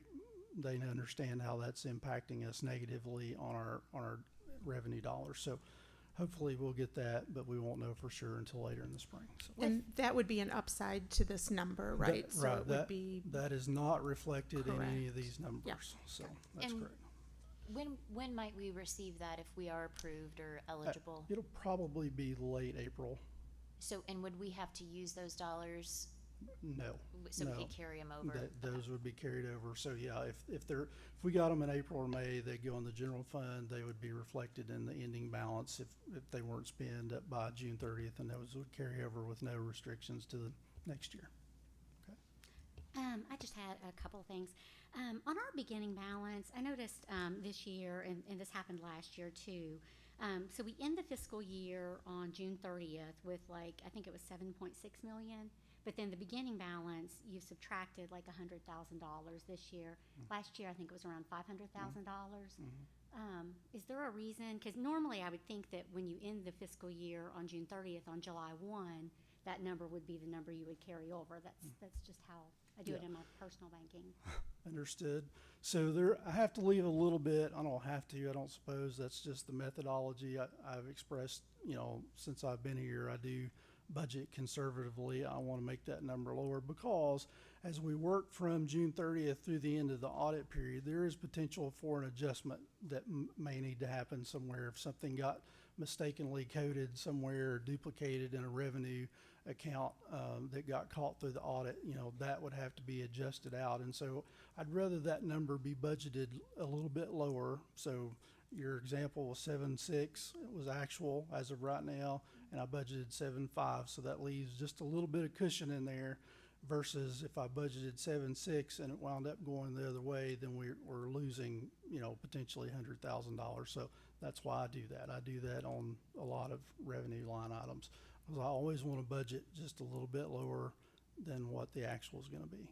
Yeah, I mean, I totally understand Yep. conservative budgeting, and I do get that. It's just nice when we look at our beginning balance for that to be reflected of what our bank statements say. So that to me, like if it's 7.6, I'd like to see 7.6, or if it was 10.5, I'd like to see 10.5. But I do understand what you're saying. So we can anticipate there's like maybe $100,000 out there that'll be added back Yeah. in at some Yeah. point. Okay. Yeah, and when the actual, because I haven't moved any of that into the revenue, if you look at the year to date, that's zero, and it's because I haven't made those adjusting entries yet to move that revenue and reflect it in the year to date. If it's actually 7.6 or 7.8 or 7.9, whatever it is, that actual number will be in the actual revenue, so it'll be reflected. It's just not reflected in the budget just for conservative sake purposes. Okay. And then the other question I have is, it looks like you have us increasing our revenue by $773,000 in this budget, correct? Yeah, that sounds close, yes, between all the, yeah. Mhm. Okay. And then last month when we did the 4% maximum increase on tax vote, we were told that it would be an additional $1 million in property taxes. Yeah, I think it was maybe 1.2, and it was going to net between the SEEK offset. It would net us somewhere 200,000 to 300,000 if I remember correctly. So. Well, again, I don't know if I'm not sure how, I don't know what to say other than, like, if we're gonna get 1.2 million more in taxes, to then say that we're gonna actually increase by 700,000 is a little bit conservative. I guess you would call it conservative budgeting. Well, but there are more taxes at play than just property taxes. Mhm. There's distilled spirits taxes, there's motor vehicle taxes, there's several other taxes. And what I was talking about in the last tax hearing was about property assessments.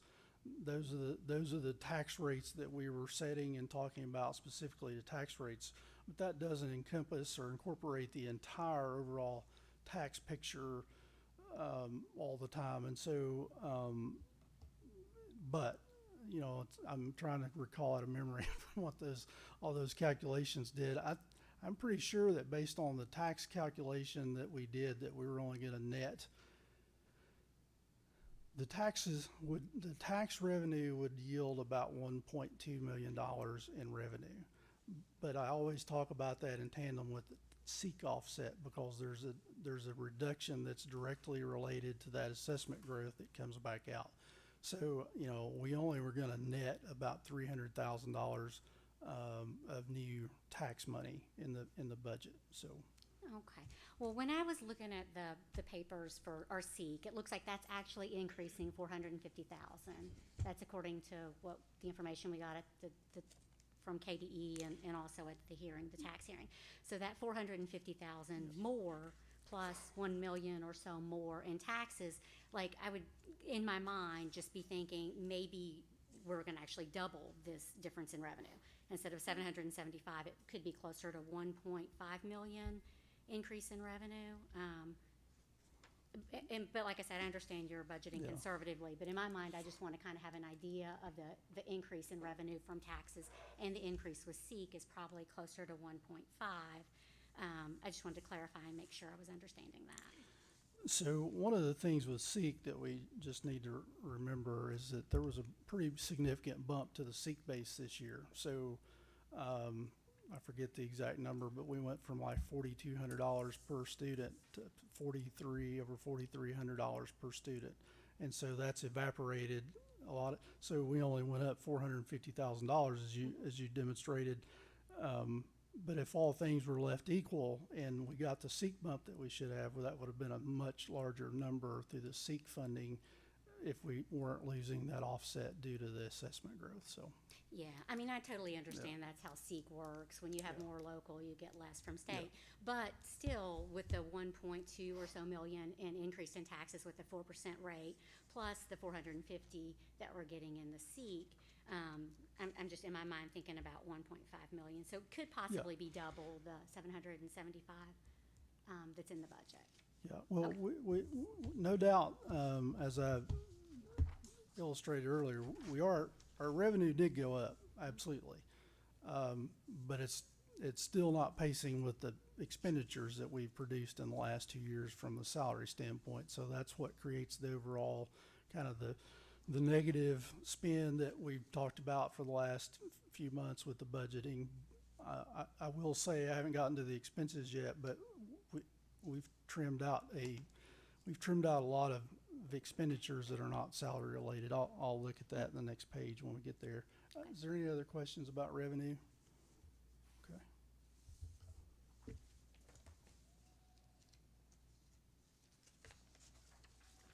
So this page illustrates the expenses, and as I just mentioned, with where we settled out on the revenues, I did have to go back in and trim some additional dollars, quite a bit of additional dollars from what I presented at the tentative budget in May, and so all that's been trimmed out of what I call discretionary budgets, which is the budgets that are non-salary related. If you look at our overall budget and you reduce or remove the contingency, our salary portion is about 84% of our total budget. That's a little higher than it typically runs. It typically runs high 70s to low 80s, somewhere around 80%. So, and I was curious after I made the additional cuts out of some of the discretionary budgets where that was going to land, because I felt like that salary number was going to be a little bit higher than normal. So we're about 84% for salary. But we've trimmed it back. If we can stay within what the budget that we've prescribed this year, we will wind up, I think we're going to have a little bounce back. Hopefully we get the SEEK monies that we talked about, and we can get a little bit of bounce back with some other things next year, and be back where we're in good shape financially. I'll run down through here real quick. From the function level of the instruction, we've got $24,306,576 budgeted there. $4,354,437 to student support services, $2.6 million to instructional staff support services, $1.4 million to district admin support, $2.8 million to school admin support, $2 million to business support services, $5.6 million to plant operations and maintenance, $4.1 million to transportation, $151,000 to community services, $40,000 to adult ed, and then the transfers out. So that was one thing I wanted to point out. We'll look at it on the next slide, but our general fund commitment for debt service has gone down to, I think we're $30-some thousand this year. So that's a really good thing. We don't have that huge commitment that we had out of the general fund when we initially bonded the high school, and kind of just like we've said since we've done that just through all from being conservative estimating, we've been able to get out of that literally within 3 years. So that's good for the district moving forward. And then the contingency number is $5,366,804. what questions do you have about the expenditures? Can you talk a little bit about that contingency number? I will. Okay. I've got it on one more slide, and we'll talk about it by itself if that's okay. Does anybody else have questions about expenditures? I was just going to comment on the 84% with the payroll, because I mean it makes sense. We knew, so we've talked about our previous starting budget of 10.5 million. We gave the 5% salary increase. We knew it was going to be $2 million off of the next budget, so it knocked us down to 8.5, which we were aware of. So I think it's important to keep in mind that we knew that 10.5 was not going to stay 10.5 when we decided to give the 5% raise, and it was going to cost $2 million off of the next budget. What we weren't expecting was the additional million we were losing from SEEK at that time that knocked us down to the 7.5, which is where we're starting now. The real number might be 7.6, but I know with budgeting, you're being conservative, so that cushion makes sense. But I do think it's important when we talk about the revenue and the working budget and the expenditures that we knew by giving that raise, we were going to start at a lower amount than the 10.5 that we had last year. So I just wanted to put that out there. Yes. I guess, when we sat through the meeting, not this May, but the May before, and I asked the question, when we do this raise, can that be covered if we leave the tax flat? Can we cover it with existing revenue? And then we ended that year over $1 million up. We were told that yes, that would do that. So I don't really agree or, recall us being told that we were going to end the year $3 million down. I don't think that was ever stated in a meeting. I know it was never sent in an email. No real private discussions. When we did the September budget, the number was around 1 million. We thought we would be going down in the contingency. So I think, we really, doubled what we were kind of led to believe or told. But I do have a question about just the overall expenses. It looks like in the budget documents you gave us that we're going to be reducing overall expenses by about $70,000 or so.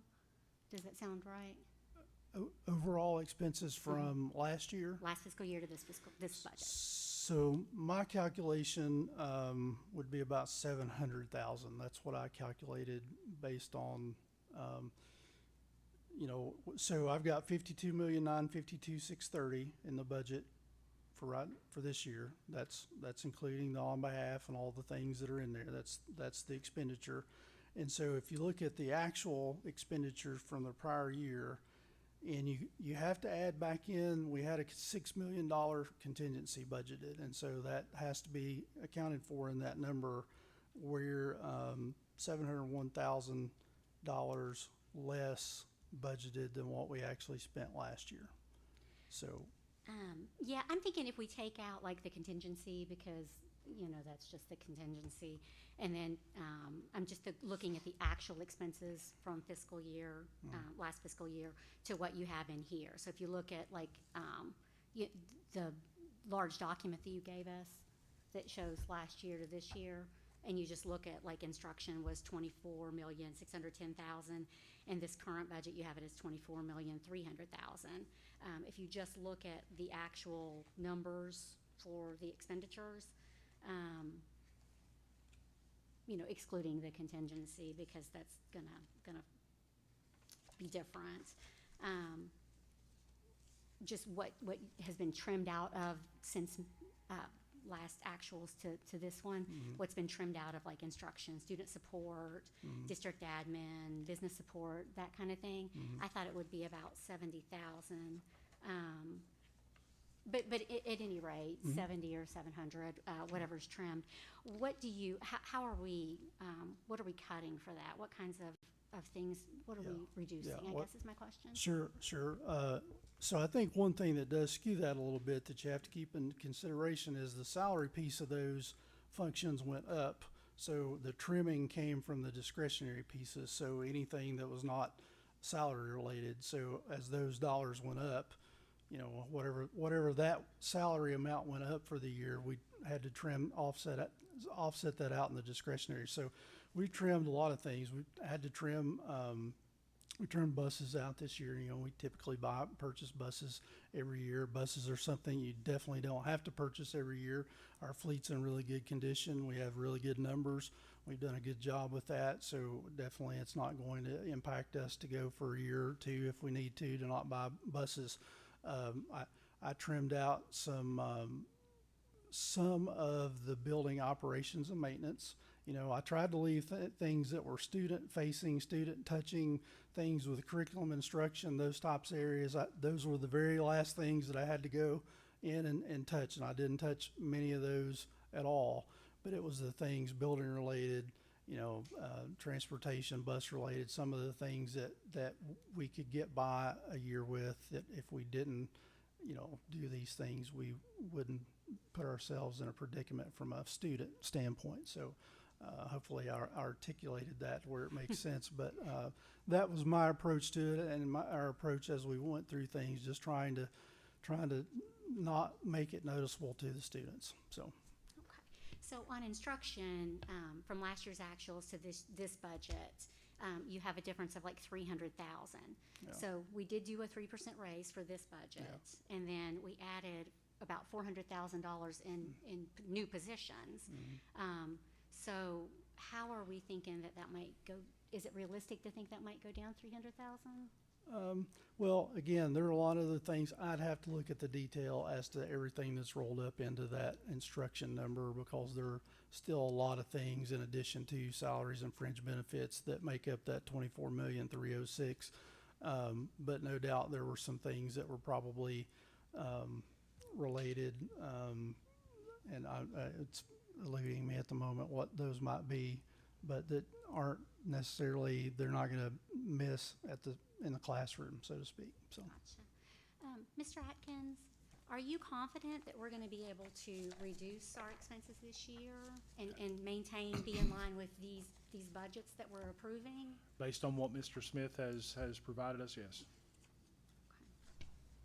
Can I ask a quick question about the expenses? Yep. So one of the things that I've been looking into, just because, you know, as board members, we get approached frequently in the community, email, those kinds of things about what we're spending our money on. And I know that a lot of funding has gone to meals, like reward type meals for groups of students, and it was really a good amount of money, you know, $10,000, more than that probably.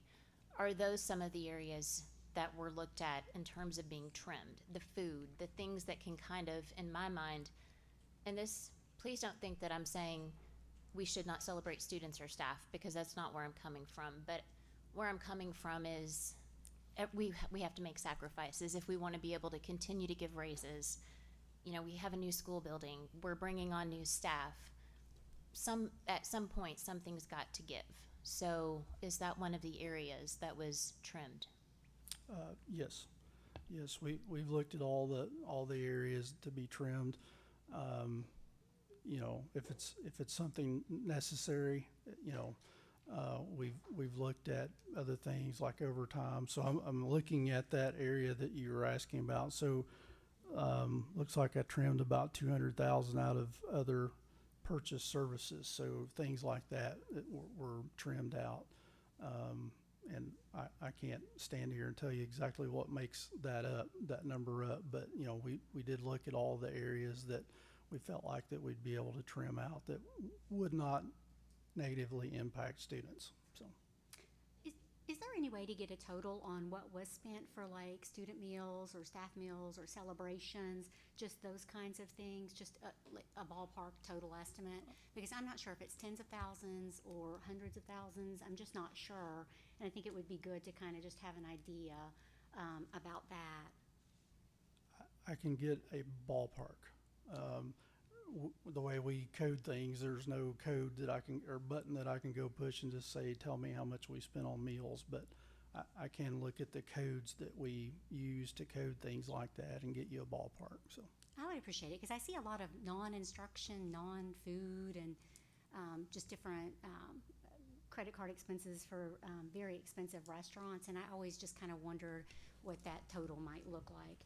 I did have a question. And we're talking about the budget, correct, which Yes. that is part of the budget, and we're Mhm. talking about discretionary spending, which I would I assume understand. I'm meals at steakhouses asking you would to be move on. discretionary. So I do feel like that's good information for us to have. And then I did wonder, at the meeting last month, you said that we had an intentional plan to lose $3 million out of our fund balance. What is your best estimate of where our fund balance is going to end for this fiscal year? I will answer that when I speak to the contingency in just Okay. a moment, if that's Okay. okay. Thank you. Yep. All right, so I'll go ahead and jump over to that, the contingency, and answer that question. So the contingency, I know there's always a lot of confusion about that word, what that means, what that stands for. The contingency, essentially, if we spent exactly the way the budget is designed on the budget document, and we got the revenues exactly as the way it's budgeted, our checkbook would have what the contingency balance is in it at the end of the year. And so currently I have budgeted that at $5,366,804. So what that means is, as I mentioned, all the revenues come in as budgeted, all the expenditures go out as budgeted. That's what's going to be the available balance in the checkbook as our contingency or budget reserve or whatever you want to define that as, but that's what that means. And so that's what our ending balance would be at the end of year. It would be $5,366,000. And that's what the beginning balance would be at the beginning of the next year. Now, hopefully, things go better. We've budgeted conservatively. That 7.5 actually turns into 7.6 million in revenue, and the expenditures are not what we've budgeted them for. And we have an ending balance that's higher than 5,366,000, which is what we did this year. We budget our contingency for FY24 was 6 million. We ended up with 7.6 million, so we were $1.6 million above what we budgeted for. And so there's not a lot in my mind that would make me think we can't do the same thing this year. So 5.3 million is I think definitely we can meet that number. But that is what it is. I would tell you that is one thing one of the reasons I trimmed some more between the tentative budget and the working budget is, in the tentative budget, that number was $4.3 million. I'm not comfortable with that. I've expressed a couple of times that our contingency, when we get below $6 million, I get a little bit concerned. And so I just, transparency, because I don't want anybody to say I didn't tell you, at $5.3 million of contingency, if that's where we wind up, I cannot guarantee that we don't have to seek a revenue loan this time next year to cover our payrolls. We have already spent $5.1 to $5.2 million through the end of September this year, and as payrolls go up, that contingency number has to go up. And so I've tried to be very forthright with that at these meetings. And so I don't want this time to come around next year and we don't have enough money in the bank to cover the payrolls before we get our tax checks in November, because our contingency was $5.3 million. So I just wanted to throw that out there. I don't expect that to be the case. I think that we will get enough revenue through SEEK funding. I think that our ending balance will be in a position where that will not be required. But, I don't want to stand up here a year from now and say that we may have to go get a revenue loan and someone say that I didn't forewarn you about that, because that's not out of the realm of possibility, just depending on how things go. And those are timing type issues. That does not mean that we would not have, that money would never come back to us, because it's a timing from when payroll starts and the fiscal year starts versus when we actually get the cash. Correct. It's Yes. all a timing issue of cash flow under the scenario I painted. In a perfect world, if our checkbook had $5,366,000 and that's all we had, and expenditures track what we're spending so far this year, then about right now we would be really getting close to being out of cash. And so that's just the position that it's in. And so We have $1.7 million worth of bond payments that are due August 1st next year, and so there's a lot of variables that move in and out of that. So I just wanted to make sure that everyone is aware. But the contingency at that 2% KDE requires, that's the most irrelevant number that we could talk about, to be quite honest. Our contingency at $5.3 million is 10.5%, and under normal circumstances, that's enough to last several weeks in the event that something catastrophic happened, and that's all the cash that we had. But it's a very healthy contingency under most circumstances. It just makes me a little bit nervous, and I know I'm your guys' fourth favorite presenter up here, but I just get really nervous when we start talking about those contingencies and cash flows and getting to a point where there's a big difference between that and $6 million from my perspective. So just wanted to throw that out there. And I want to make sure that we're clear. The district is not in financial distress. You are not standing up here saying that we are in distress. No, that's correct. Okay. Yes, I did want to illustrate that. We are not in financial distress. Thank you. It is 100% a timing issue, but it is a timing issue to where, I do want to make everyone aware of it, and, I don't want there to be any surprises around that. So, and it's, I still go back to, it's this whole revenue piece that's caused this. When we stood up here a year ago in May and recommended those salary increases, there was could not have guessed that SEEK number was going to do what that SEEK number was going to do, and cause or we wouldn't have recommended that. Obviously, that really threw a turnbuckle at us. So, but we're not in any kind of financial turmoil. We will definitely bounce through this. It's just not in the prime position of what we would have been when we had $10.5 million in the bank. So that's it. I would just like to say I'm terrified by what you just said. I think it's absolutely almost unbelievable that we went from getting millions, almost $7 million just a few years ago with the ESSER funds, and had a beginning balance last fiscal year of 10.6, dipped into that because our expenses were around $3 million more than our revenue. This year we're giving a budget that looks like we're going to dip into it by another couple million. And I don't know if that's best case scenario or worst case scenario, but it terrifies me to think that we have really squandered that much money in such a short amount of time, and then are at the point where we might have to get a payday loan to pay our payroll. I've been on the board for a number of years, and we have never been in a position for that to happen. We restructured and got new dates for bond payments.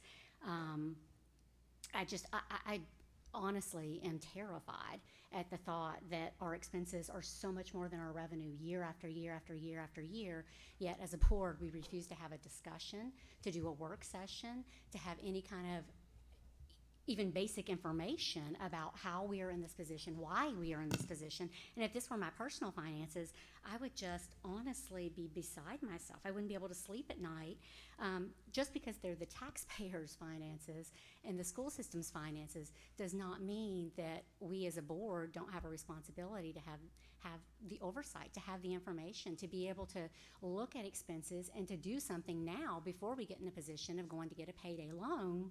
And again, looking at trends, if you look at last year, our fund dip, our expenses exceeded our revenue by around $3 million. This year, we're looking at a budget that we're going to approve tonight that says, hey, best case scenario, we think we're going to be dipping into it about $2 million. So our expenses are going to, again, exceed our revenue. And we still haven't had the first conversation about what is going on with our expenses that's causing this. We really need to have some insight about what is average or acceptable as far as the percent that we're spending at central office. We need to have some discussions about what positions have we added and where have those positions been added. How much has that cost? We've still yet to have just a large, big picture discussion about where all these pieces fit together. And I know I've said over and over at meeting after meeting, we need a big picture. We need a plan. We're supposed to be the ones providing the oversight. And at the end of the day, the buck stops with us. You know, it doesn't stop with the district staff, it stops with us. And so I just, again, would ask you, my question, at the tax hearing last month, you said it was an intentional plan to lose $3 million from the fund balance. Is it an intentional plan for us to lose this $2.1 million that's in the proposed budget? Is that also an intentional plan? I don't know that I said, use the word intentional plan. I think I said that we knew we had a $10.5 million fund beginning balance and that was too high. And I think everyone acknowledged that that's too high and it needed to come down. And the only way that it comes down is to spend more than your revenue is.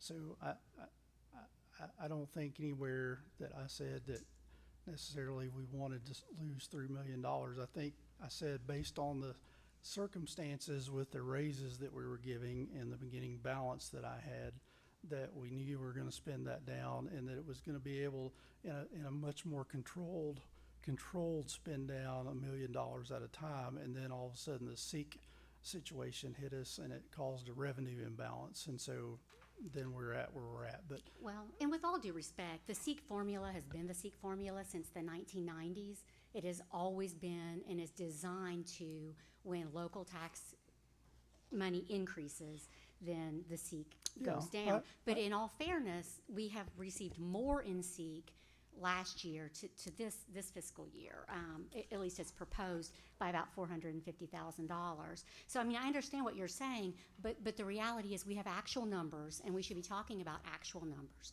And we should also be having some discussions, real discussions about expenses and what that looks like, because if we lost, our expenses exceeded our revenue last fiscal year that just ended by $3 million, we have a document tonight that says they're going to exceed it again by $2 million.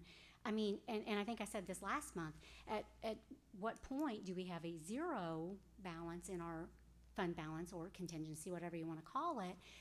It's frightening to me to hear tonight that we've gone from all of that extra money with ESSER, which we still really haven't had an accounting about what that was spent on or how it was spent. We don't have discussions about how we're trending. We don't have discussions about what this is going to look like in 1 year, 2 years, 3 years. We need to be having a really big picture discussion, detailed about finances, and kind of figuring some of this out, because the buck really does stop with the 5 of us. And to lose $3 million from our fund balance last year, another $2 million it looks like this year. It's frightening, especially when you consider we're doing the Ms. maximum Springate, 4% tax increase. We've so we heard, can't increase we've- revenue we've anymore. heard you, Ms. The only Springate. thing we can do is cut Ms. expenses. Springate, we've heard you. You've repeated yourself. We have heard it. We're going to move on because I think that Mr. Brickler actually has something to add to this. Well, I think it's also important to keep in mind that there was a trend in years past where teachers and staff were not getting raises. There were multiple years in a row which previous boards, administrations, did not give raises, salary increases, and we ended up on this board with a shortage, with fear of losing staff, and so we made the decision to give these increases because we needed to recruit and retain quality staff. Was it expensive? Yeah, to get 14% in salary increases in 3 years, yeah, it was very expensive. And it might have been nice years ago for boards to sit on a cushion of a starting budget and not give raises and not give salary increases. That's great. But now we're in a position that we had to dig out of that hole and keep our people and give these perks, like retirement perks, to give other types of incentives and salary increases so that we could keep them. So while we can go back and forth on micromanaging how everything is spent, I think we need to look at the big picture that we had to spend more money in order to retain and recruit quality staff. So that really needs to be remembered as well. And I would just say that when you looked at 5 years ago, our salaries in Woodford versus the salaries in the surrounding counties, minus Fayette, we've always been very competitive. We've always been in line with the other counties. And so other counties in the past few years have given significant raises. This is very true. And so Woodford has also done that. I don't know that we've moved up in the rankings as far as where we ranked compared to other counties before. If you look at just 5-year look back, that would be some interesting data to see, because I feel like sometimes we think things, but when we see the actual I data, think then there's we the actually evidence. did have a gigantic work session that we looked at all of that data, and I think we did see those trends. We are not here to rehash the discussion that we had a year ago, where all 5 of us voted unanimously to approve the salary schedule that we had, with the adjustments, with the history, with all of the work that the entire district did to put that together. We're not here to rehash that. There's no point in it. We have a budget here that we need to discuss. We have a contingency that's been explained that is still quite a bit higher than what the state is requiring of us, which we want to be above that. It has reduced. We would have had to reduce it, because just as bad as not collecting enough revenue or spending too much is taking money from our taxpayers and not using it. And that's what was happening. So we had to make the self-correction, as Mr. Brickler explained. We had to do additional things. We tend to talk out of both sides of our mouth. Why are we not able to retain teachers? Why do we have all these people leaving? Why are our test scores not good? We don't want to spend a dime on it. We can't have it both ways. So, Again, that is not excuse true. me, it is true. So we will be moving on from this discussion, because I think we've had, I'll ask Ms. McCowan if you have anything to say. We'll ask Ms. Glass if she has anything to say. But then we will be moving on in the spirit of keeping a productive, helpful discussion on finances, which quite honestly is why we're in the situation that we're in with the discussion of the finances. Ms. McCowan, go ahead. So one of the things that a few things I wanted to bring up is that I know that teacher recruitment and making sure that our staff feel valued and that they're compensated fairly, I know that that's been a focus, and it needs to be a focus for us. But when we know that that's a priority, I think then as a board, as a district, we also have to take a step back and say we can't continue to spend. We want to do these things, so something's got to give, because we can't continue to spend, and we have to look at everything. I think everybody has to make sacrifices. So yes, we had to invest. We want to invest. We want to keep teachers. We want to recruit teachers, but we can't continue to spend and spend and spend. We have to take a step back and say, okay, we want to do this, so where are some areas that we can be a little bit leaner? So that's one of the things that I would like to say. And when we talked about the spend down, I think that might be what you just said, or what you called it last month. I don't remember hearing that in a meeting, and I wonder if it's a conversation maybe that was had with Mr. Adkins, or maybe if board members were speaking with you separately about that. I don't remember hearing anything about this balance is too high and we need to cut it back. We need to spend some of that money. So I don't remember that. But I also agree with Ms. Springate that, you know, I don't know that the board has been in a position where our contingency fund is projected to be, you know, in the $5 million. And I know, Mr. Smith, you said it's important. You wanted to let us know that, full transparency.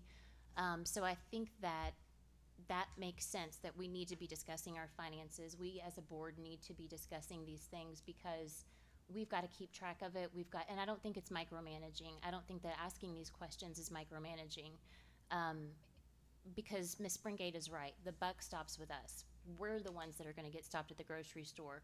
We're the ones fielding phone calls and emails and things like that. And we have to be able to say that we did our due diligence and that we discussed it, because I can speak to Mr. Adkins, I can speak to Mr. Smith, but I can only speak for myself. And we function as a board, as a group. So I would like to request that we begin discussing our finances monthly.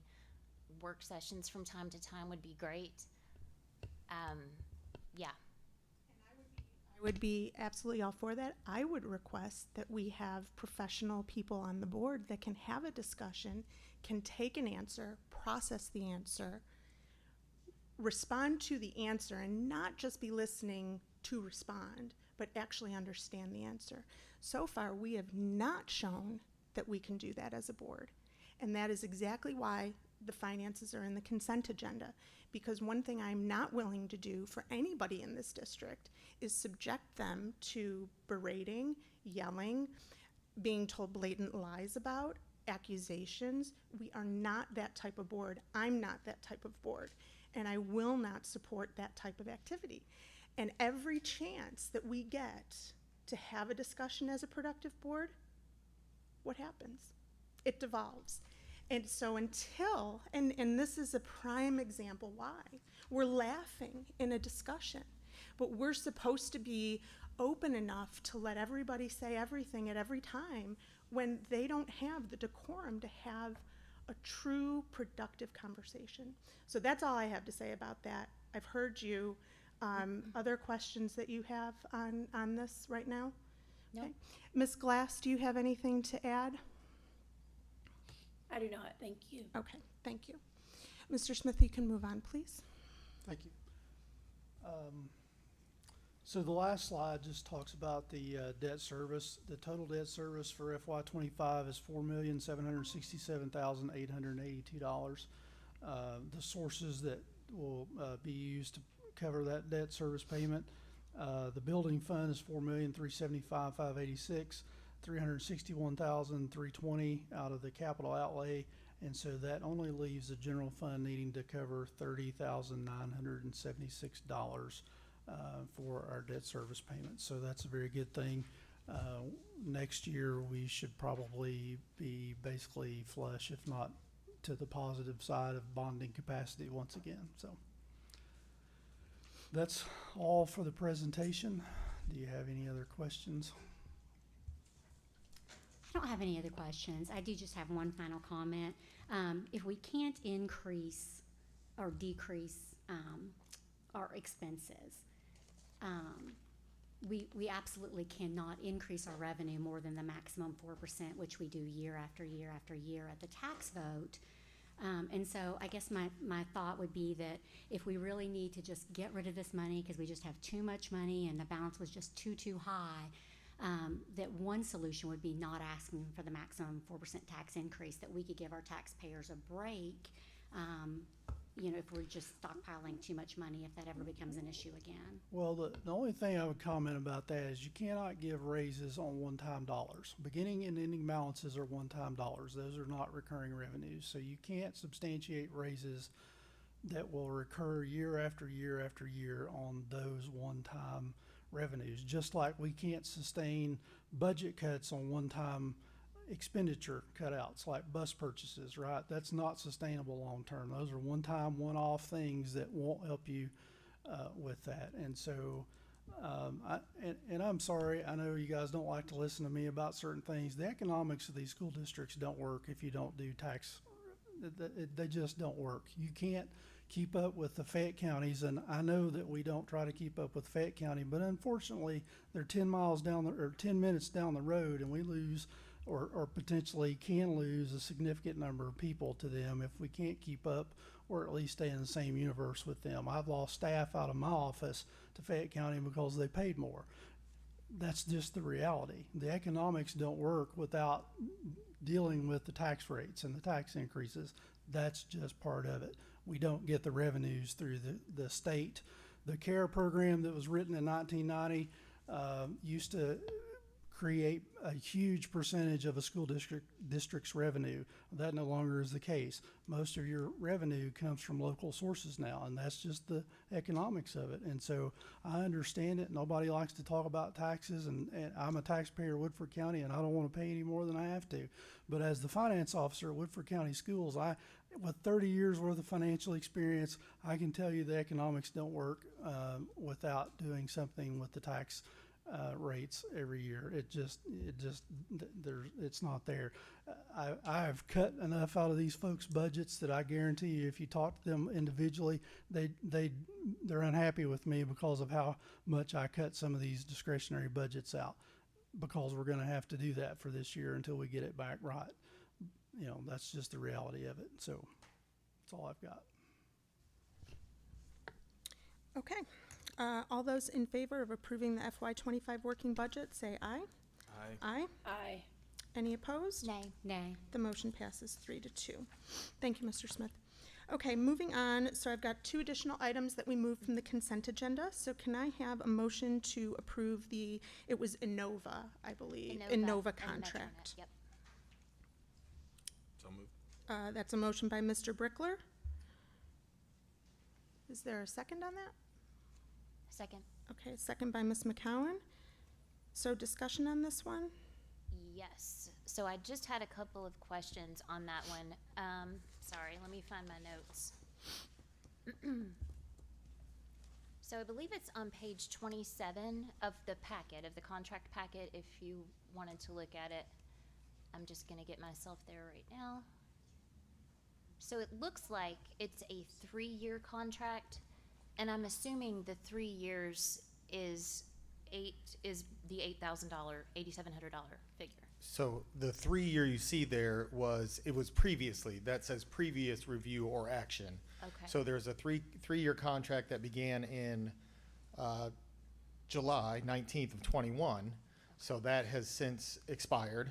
So we are entering in a 1-year contract. So that fee of $8,775 is for 1 year. It was about that, each of the previous 3. I don't know exactly. This was the topic of several cabinet meetings because we understand and recognize the lower usage. You would hope that would be better. So we did explore, and when I say we, Mr. Wells had part in this along with Michelle Hinman, of looking at both Anthem and Bluegrass Commonwealth Family, thank you. While they do have pieces and parts, it's not as robust as what Innova offers. But we also wanted to take this year to look for a different type of EAP, Employee Assistance Program. I will say a deciding factor, and Mr. Atkins really made the final call on this because we do a health and wellness survey at the end of each year of staff. And there was one specific, and I believe that showed up on the survey, and then I think there was another anecdotally to one of the cabinet members that literally was a lifesaver for this person who really needed some help, and Innova helped provide that. So just hearing that, we knew that we needed something. While Innova may not be the best or most economical right now, still $8,000 is worth it when you weigh something like that. So And it was a Mr. decision Asher, to continue. Could you just quickly, for those in the audience or watching, the EAP consists of what very high level? It's health, mental health. It is professionals, comprehensive, it's- yes. Literally, it's one intake line. There are free counseling services through that, and depending on what the intake, what route that may go, whether it be individual, marriage, family, what have you, counseling services, and then it goes beyond into other financial supports, even just anything that an employee may need assistance with. I mean, even down to Sort of legal services and all of that. Yeah. pet care, things like that. But like I said, those 2 reports were the main things that made the decision that we need this for this year, and hence why we reduced it to just a 1 year while we explore other options for next. I guess because I was just looking at usage report, and it looks like there were 5 cases in the last quarter, is what I'm assuming. Yes, we get quarterly reports. Quarterly reports. So year to date, there have been 8 total, and is it a calendar year? I was not clear on. They what operate their on a year. calendar. Yes. So okay, so there have been 8 total cases. As far as that reporting goes, yeah, the contracts don't line up with the report. They report like on calendar year quarters. That's what I was trying to figure out. And it looked like in terms of website utilization, there had been 13 hits and 6 logins. So just a few months ago, we approved a vendor. It was about $30,000 or something to help with answering staff, retirement kinds of questions and that financial piece. So this has a financial component. We've got something else that has a financial component. So that's why I wanted to bring it up. Are we being duplicative? Is this, are the mental health available through the benefits that are provided to staff currently? You know, I know the financial piece of it is, we do have that in another vendor. I think that there was maybe one, based on the report, like one of the cases was around legal issues. Maybe I misread that. 4 were EAP, 1 was work life. Yeah, of the 5 cases. most of them, and again, the deciding factor was just the mental health piece. That, as I said, that they investigated not as robust or even user friendly as what this one provides. So again, all that to say, we decided that we'd take this year to evaluate and also to promote better. There are a number of folks who weren't with us. We've talked about new teachers coming and going that Ms. Oates is going to take responsibility for in communicating that out and making sure everyone knows that it's available. Okay, thank you. Other questions or discussion? Okay, all those in favor? Aye. Aye. Any opposed? The motion passes 5-0. Final item, can I have a motion to approve the MetroNet contract? So moved. A motion by Ms. McCowan, Second.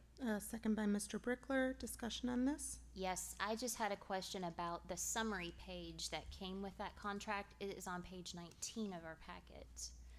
And what was confusing to me is I understand it's an additional contract because we have another site where internet service is needed, does not exist currently. But what confused me was that it says once all of the moves and the internet is no longer needed at the building, we will no longer have this additional cost. This will only increase the monthly cost temporarily, which I understand, until the Board of Education office connectivity is no longer needed. At such time, the cost for the Board of Education WAN site at Pisgah goes away. So I asked Mr. Adkins if there was a plan in the works, something actively going on. Does this mean we're doing something with the board office in the very near future? Or, because I think when I emailed Dr. Rayburn about it, he explained that this purchase was for the new high school. So I was confused and just wanted to see if I could maybe you can understand why I was confused because of the way that summary sheet reads. Sure. And I apologize to everyone if I didn't just point blank say there is a plan. I think when I came here 3-4 years ago, that was the plan, was to move into the old high school. So that plan started developing with the development of the DFP. So it is a piece of the DFP. And I know you had asked me to send you that, and I will send that to you tomorrow. I was already away from the office at that point. But yeah, and I apologize for not, I guess, letting you guys know that up front. But yeah, that is a plan. Don't know that everybody will be over there by June, piece by piece. But what I have seen happen with buildings, if they're left unattended, is it's not good. They're run through, glasses are busted out, copper stolen, lead pipes are stolen, all those things. So what we want to try to do is get somebody over there. And again, I apologize if I did not reiterate that.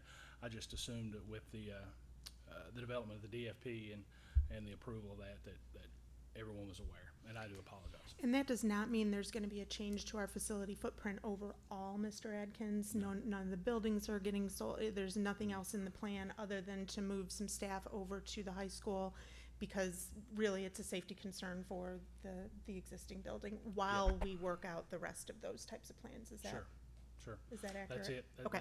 We just can't move everyone right now. Can't move everyone in January. Can't move everyone probably by June or July or August, whatever that comes. But that would be a plan simply because, and again, like I said, it's addressed in the DFP, but that would be a plan simply because the building sitting vacant is not good. Sure. Yeah. And I think the district facilities plan, did we have a link to it before on our website? Because I couldn't find it. We did, because I remember, if I recall, I think I saw it today. Much like you, when you asked me, I went to look and make sure. I know, I couldn't find Yeah. it, but maybe if it was out there, if it's appropriate, Sure. that would be good to have it out there. I think 'cause it is that's very just where I appropriate, go. yeah. It should be linked on our website. If it's Yeah. not, we should link it, but you can Yeah. also search it on, I think it's on the KDE website, Yeah, because I they're heard about all that. public documents, They so you do, should yeah. be able to find it there. Yep. No, but I think it would be good to talk about that, if that's something that, just like transitioning to this new high school building, any transition that's happening. And there are other things on the district facilities plan too, I can remember, but doesn't mean we're doing them all. You know what I mean? Correct. So Right. I think Yeah. that would be Correct. good to Sure. Yeah. have a conversation. Maybe we can add that to the high school project update. If you're doing anything, I would say maybe if we're doing anything in conjunction with or as a result of the new high school, maybe just throw that into that topic. Sure. Just so we're aware when people are moving and stuff like that. Yep. Okay. Any other discussion or questions? All those in favor? Aye. Aye. Any opposed? The motion passes 5-0. That brings us to the end of our regular agenda. Can I have a motion to adjourn, please? So moved. Motion by Ms. McCowan. Oh, was that you, Ms. Glass? Did you second? I said so moved, yes. for Okay, second, all yeah. right, so Ms. Ms. Glass was the second. All those in favor? Aye. Aye. Any opposed? The motion passes 5-0. Thank you, everybody. Have a very good night.